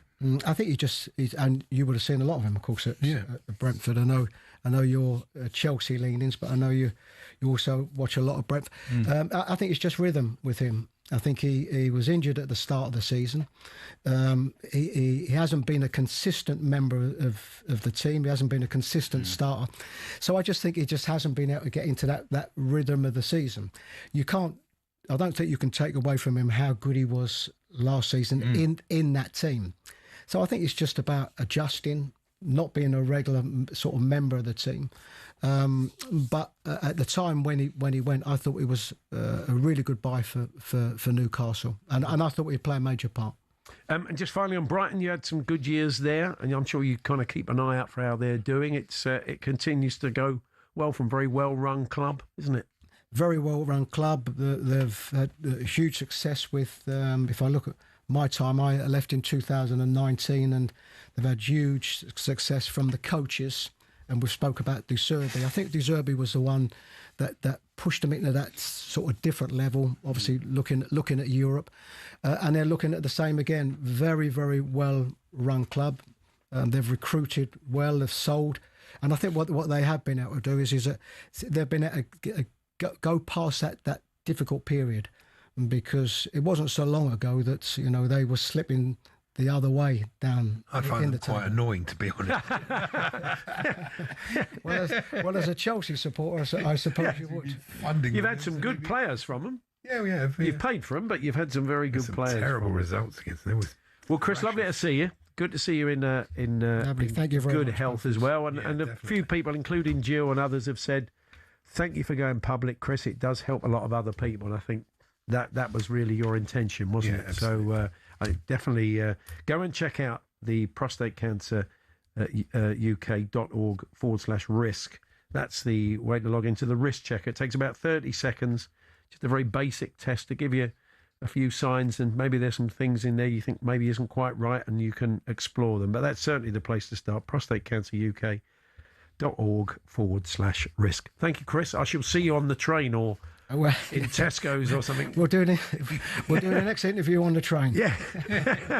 See you soon. Thanks very much. Chris. Thank you.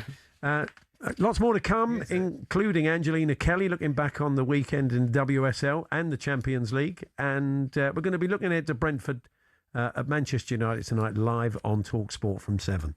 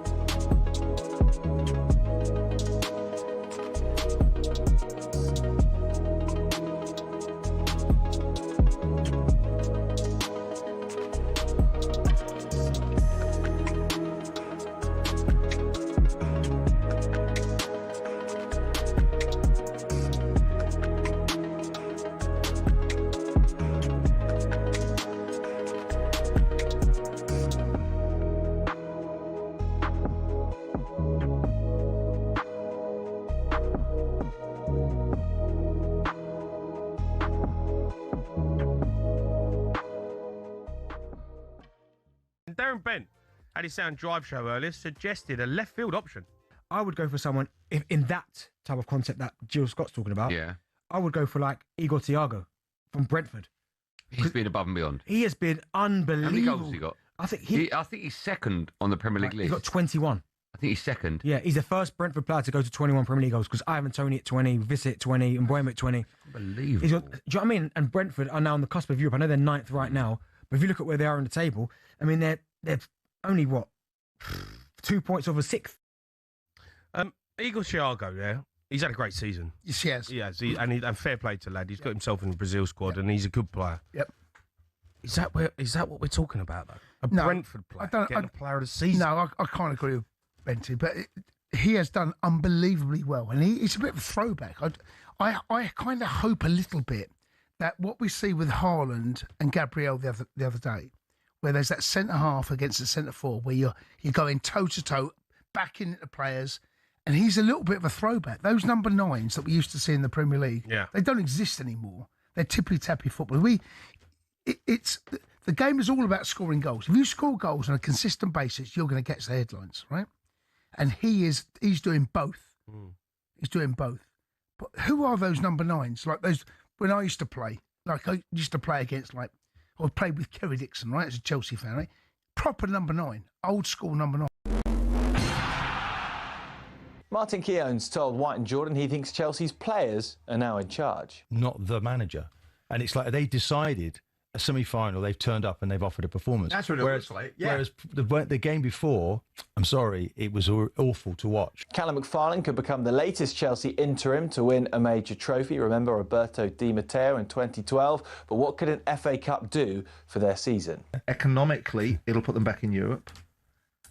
It'll answer questions that the owners will be able to turn around and say that we still win things. But the fans will not have it. Chelsea play Man City in the FA Cup final, live on talkSPORT 2 in 2 weeks' time on Saturday, 3 o'clock kickoff.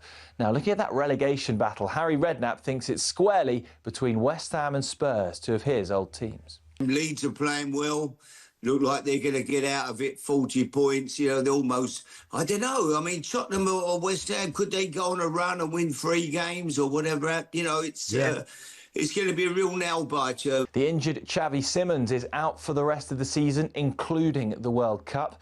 In the Scottish Premiership, Hearts boss Derek McInnes has believed since September, and they beat Hibs after another late goal. As a group last night, we went to a Chinese restaurant, sat down, had dinner, and we all just watched it and over and over and over. And just gets better every time. 3 points clear with 4 games to go. Hearts host second place Rangers on Monday. And York City's Josh Stones told us he's watched the National League winning goal back at least 15 times. No, that's no through chance that you're scoring loads of late winners. You know, it's like it illustrates a lot of things. Strength of character, but strength of the squad, strength of fitness, you know, that kind of determination. Little worse for wear there, Josh. You can find more at talksport.com.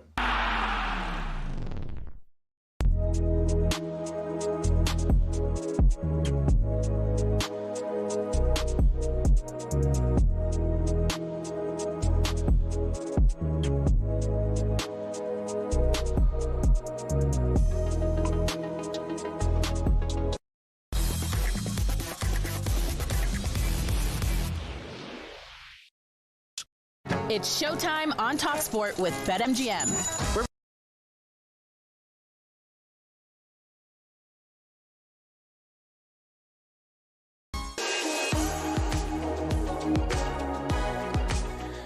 Well, it's time for our bet builder. They're good friends at Paddy Power. We welcome Fern Buckley once again. And Angelina Kelly's in the studio with us. We're going to talk WSL, which is also part of the Inside Devils podcast, big Manchester United fan. So you can pick apart all of our tips now, Angelina, in the bet builder, see if you're happy with them. So it is, Manchester United, Brentford. Hi, Firm. Hello, guys. How you doing? Yeah, not too bad. So just briefly explain how the bet builder works. Yeah, I'm a bit nervous now. We've got, you can't really judge us, but we've all made some picks across different markets, added them to it all together, got some overall value, and Paddy Power have chucked a tenner on it because they trust us. Don't know why. It's a charity bet, so if we get it right, it all goes to the Attitude Foundation. Okay, great. I've kicked us off. Angelina won't like this one. Igor Thiago to have 1+ shots on target. I mean, I could see that happening, though, couldn't you? Yeah. Everyone's talking about this as a bet as well. It's literally everywhere, just considering how solid I think he's been this year. 21 goals across 32 starts in the Prem, scored twice in the reverse fixture as well. He's a super sub, so Paddy Power will protect your bet if he comes off, and that's in at 1-3. Are they still without centre-halves? I mean, Heaven did really well against Chelsea, but You've got players back tonight. Your centre-halves are back. Are they? They're back, aren't they? Yes, Harry Maguire. Maguire's back. Yeah, Maguire's back. Not too sure about Martinez, but I mean, Heaven did well. He did, yeah. He did all right. I've gone both teams to score. Quite boring, but that's what I think is going to happen. It's happened in 5 of United's last 7 home league matches, but not only that, each of the last 5 head-to-head meetings between these two have seen both teams scoring, seen plenty of goals actually in the last couple of games. Both teams to score. That's the second most popular pick, by the way, and it's in at 1-2. Producer Sean says Bruno to score or assist any time. That's pretty safe standard, isn't it? Possible, yeah. Again, we've been following the people because it's another popular one, and that's because of his 8 goals, 18 assists this season. Also a bet that's come in each of his last 6 matches, so I think that's probably why people are following those trends. He is a super sub, so although he plays pretty much close to 90 minutes, Paddy Power will again protect your bet, and that's in at 8-11. And the people, one of the more popular bet builder bets for the Paddy punters, Manchester United to win. They've gone with a huge one. 21,000 people have this in their bet builder this afternoon, guys. 21,000. Wow. And I mean, although United have lost their last 2 against Brentford, we know they are winning a lot more, especially at home. They've also won all 4 previous Premier League home meetings against Brentford. So, people think it's going to happen. That's in at 10-11. And finally, Fern, what you gone with? I've gone for Ugarte to commit 1 or more fouls. He currently leads in fouls committed per 90, averaging almost 3 per 90 this season, actually. He's another super sub as well. That is in at 1-12, and hopefully that's a good one to get in there. Excellent. So what we're looking at cumulatively then on the bet? It's quite good. It all comes in at just over 4-1. So from a £10 bet, you can get a return of £51 tonight. And if we get it right, all that money, it does go and help the Attitude Foundation, who do great work with the LGBT community. Excellent. Thank you. We'll catch up with you soon, Fern. Thanks a lot. Guys. Speak soon. Bye. It's Paddy Power's bet builder for today. Minimum odds 1-5 per leg. 18+ begambleaware.org. Paddy Power on talkSPORT. With Paddy's Super Sub, your new bet rolls over to the new player coming on. T's and C's and exclusions apply. 18+ begambleaware.org. So there we are. Let's talk women's football now. Before we come on to the WSL, Angelina, let's have a look at the Champions League semi-final first leg. Arsenal trailing 1-0 to Lyon. The goalkeeper has had a bit of a mare, hasn't she? She has. I mean, I must say, I personally think Arsenal were the better team across the game. Had players like Caitlin Ford been a little bit more clinical, I think they could have won by about 3 or 4 goals. But yeah, the first goal, Mariana Caldente had a free kick. It kind of rolled across the keeper, across the 6-yard box. The keeper goes to kind of scoop it up, but doesn't quite. Sort of Blackstone sort of comes she across gets her eye put line, off doesn't by the she? person, the player coming in. And then you've got Ingrid Engen kind of helped it in an attempt to clear the ball. And then, you've got with Smith's goal, there was a bit of a defensive mix-up and the Lyon defenders were snoozing, basically. But Olivia Smith, she's so quick to get onto the scene and respond. So, yeah, it was great overall from Arsenal. Lyon are a very good team, but Arsenal have got a lot of experienced players and young, exciting talent like Olivia Smith. Emily Fox, by the way, at right back, I thought she was absolutely excellent. But yeah, overall, a really good one for Arsenal. And also Bayern Munich drew 1-1 with Barcelona. Considering Bayern Munich got absolutely battered 7-1 against Barcelona in match day 1 of the league phase, 1-1 isn't too bad. There was another hair-pulling situation. This time the player was sent off. She was given a straight red card. VAR checked it and it held up. The Bayern manager then got sent off, so that one was a little bit scrappy. But 31,000 people at the Allianz Arena to watch that. We haven't talked about this. Sorry. No. So we've got the second legs at the weekend. We haven't talked about the Calvert-Lewin one. It was more like hairstyling, I thought. Yeah. Wasn't I it? mean, thing is, because it was him, and in light of what had happened to him, It wasn't Martinez. that wasn't a red cast. I watched quite a lot of the Tottenham game against Manchester United, and Spurs were all over Manchester. And they just really weren't at it, and they say there's a bit of pressure on Mark Skinner, the manager. I was reading Megan Feringa, who writes on women's football for The Athletic, was told that she couldn't ask any questions in the post-match press conference because of an overly negative story.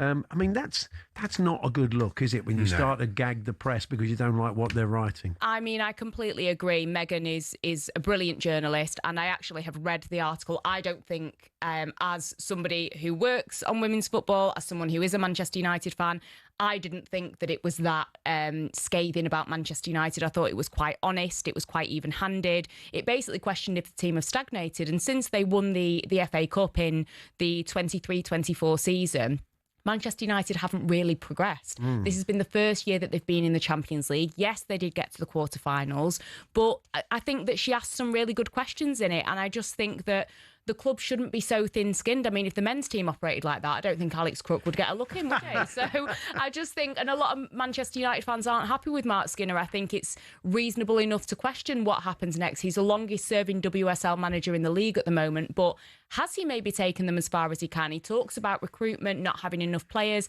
They did sign new players in January, and the players that he does have, they don't seem to be firing on all cylinders. So there are questions. Ella Toone did return in that game after being absent since December. But for Manchester United, their hopes of getting Champions League next season, getting Champions League football, it's very, very slim. When you think that Arsenal have got 3 games in hand, Chelsea have only got to play Leicester and then Manchester United on the final day of the season, I don't think Manchester United will have Champions League football. So, yeah, questions on Mark Skinner. Chelsea had a big thumping win, didn't they, at Everton as well? Yes, an issue with goal line, if there should be goal line technology in the women's game, because Sam Kerr could have got herself a hat-trick, but her header was ruled out as not crossing the line.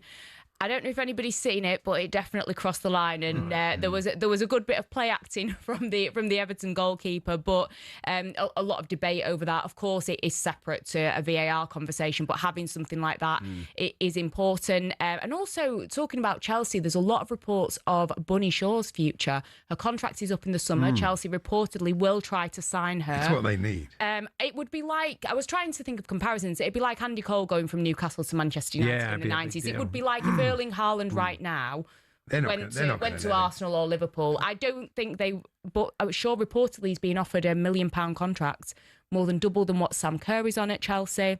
We don't know what's going to happen with her future. Maybe they'll try and have the 2 players and make it work in that sense. But yeah, a lot of eyes on the future of Bunny Shaw. But Manchester City, they're playing well despite losing against Brighton 3-2 at the weekend. They've still got one hand on that WSL title, but with Arsenal having those 3 games in hand, if they win them all, they're only 2 points behind. So we've got to reverse what's happening with the men. So Arsenal potentially with those games in hand could hunt City down if results go their way. They'd close the gap to 2. So, and this means that Manchester City, for the first time, have got a little bit of pressure on them because they have to win these remaining games. Just very quickly, it was Bayern Barca in the other game, wasn't it? In the other Champions League semi-final. Yes, yeah, you said 1-1. That was the red card, hair pulling. All all the hair pulling stuff.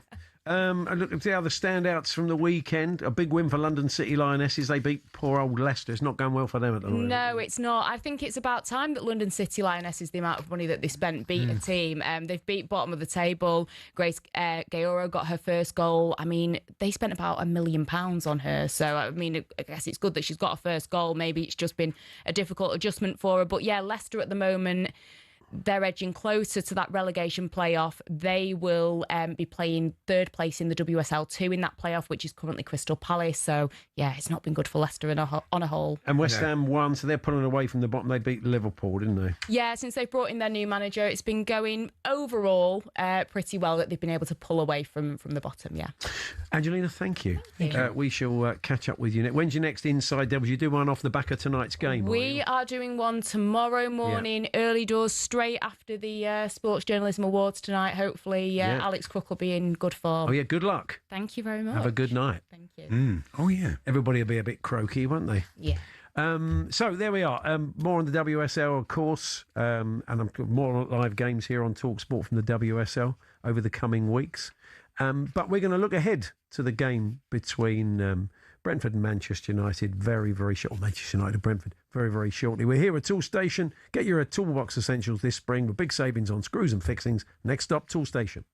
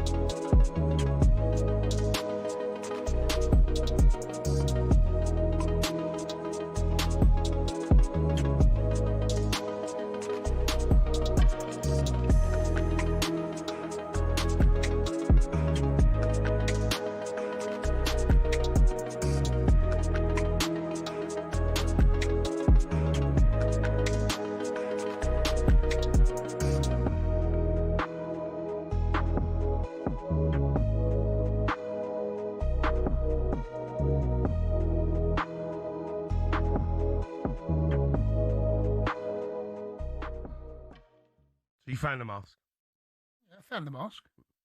It's just who we are, mate. Yeah. I'm not going to lie. I hope you lost it. Why? What do you mean, why? Mate, do you know, it's half hot in here. And I can't... So you don't realise what it's like. I've had Arteta on. I'm going to have to take this off, mate.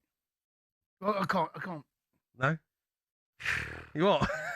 Wow, it's hot. I've got to take my top off, mate. I can't keep doing this, mate. I can't keep doing this. What is going on? What? What do you mean? What is this? What's what? Is this talkSPORT merch? What do you mean? What do you mean? What do you mean? Oh my God, he's got a shirt. You've now got a shirt on. You're kidding me. What is this shirt? What is this? I don't know what you're on about, mate. I just knocked this whole thing up. So for people who are not watching on YouTube right now, Cundy has got a T-shirt with the Ange mask. I've seen signs encouraging signs. Is this talkSPORT merch? Where are you getting this stuff from? Olivia Moore! And they sent us a picture that made me feel so ashamed. We look like hoarders. Chris Marshall! Yeah, I'm actually recovering from an accident right now. You've landed loose today, haven't you? Yeah, don't shake the arm, Chris, too much. You're with Danny Boyle, who's like the maddest director ever. He's got so much energy. He's like you.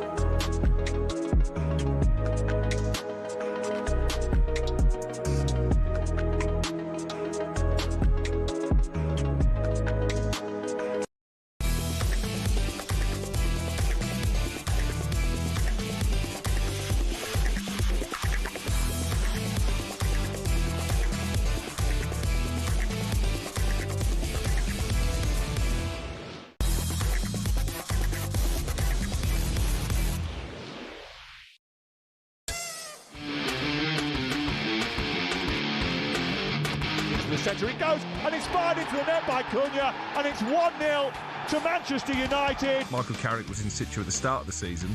I think United will be part of the title race. They've just made a giant stride towards the Champions League. I've said it many times, I enjoy being here, you know, I enjoy the role I'm in. If they finish third in the league, you know, in Champions League football, I think he deserves it. Atara's in the middle, pulled back to Atara! What a save!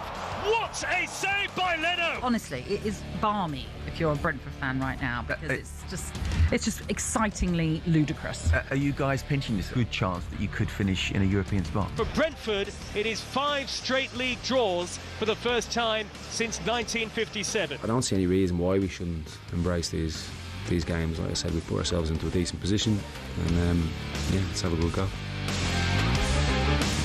Like 3 defeats, isn't it? Yes, so we were talking about Brentford's record. They've lost just one of their last 10 matches and one of their last 8 on the road. But 5 straight draws is 10 points dropped, isn't it?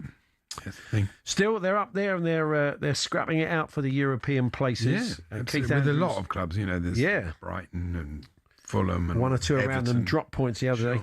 Keith Andrews done a cracking job, and you imagine it being quite tight tonight. Carly Osborne is the former Brentford defender and club ambassador. Hi, Carly. Hiya, how are you? Yeah, we're good, thank you. As I said, I think it could be a tight old game tonight. I mean, Manchester United need 4 points for Champions League. There's bound to be a bit of tension, and Brentford's still pushing for Europe. So, yeah, I don't see it being a big open goal fest, put it that way.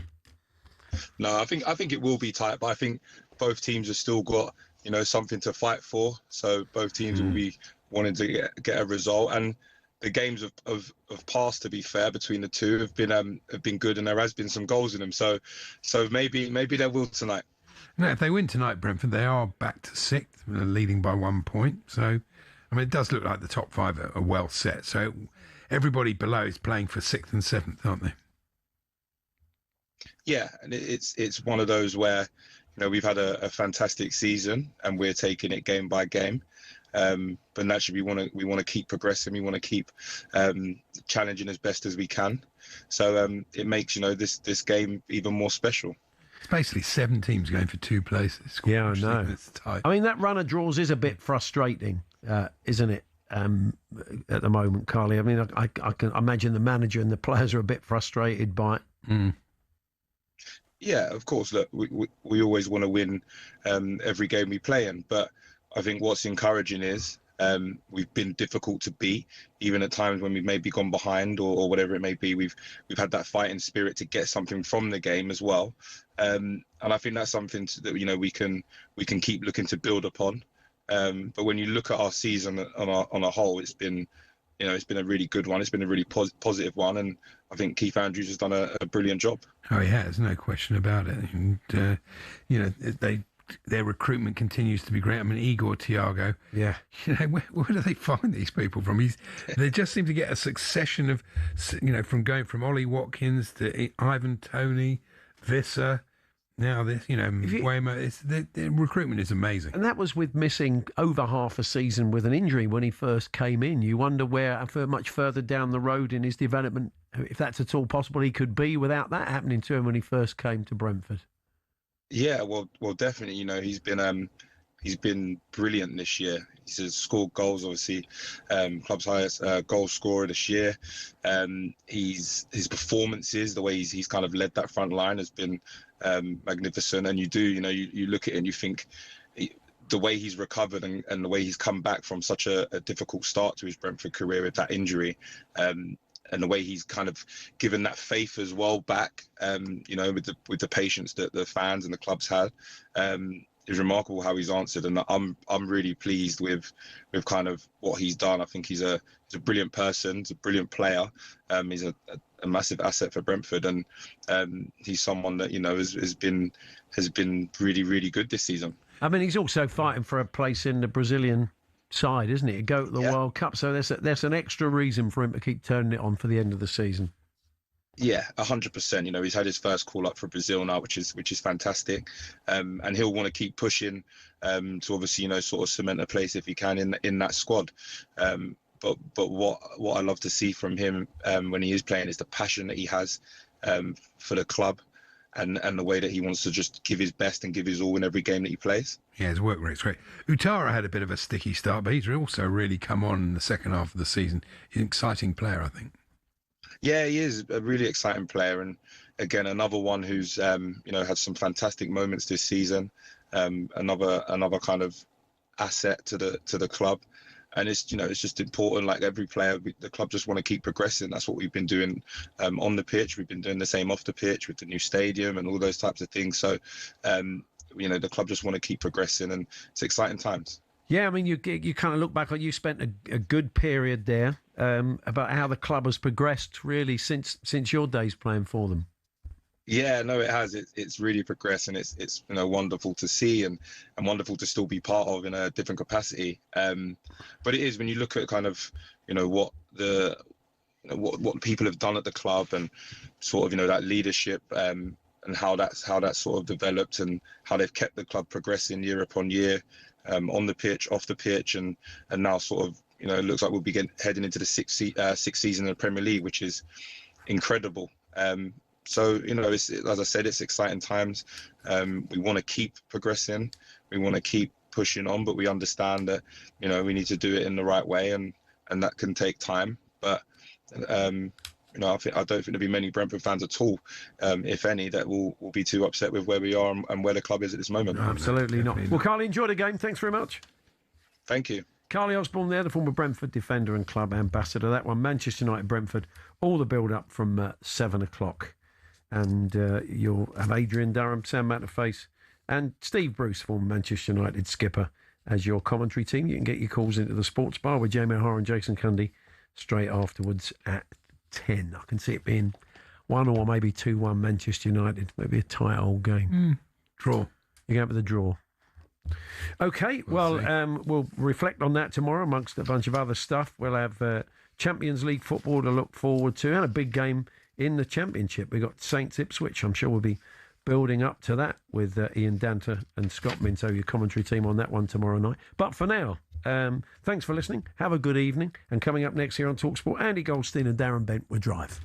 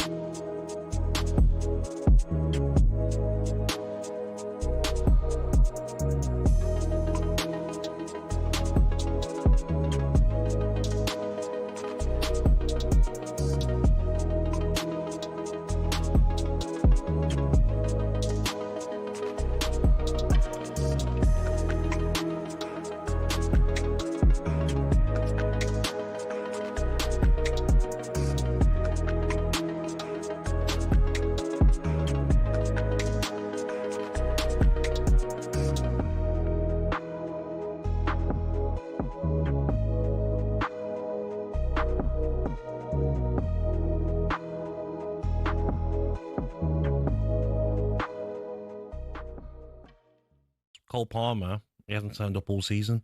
I said this yesterday. If you were naming the England squad today, Eze, Gibbs-White and Morgan Rogers miles ahead of Cole Palmer.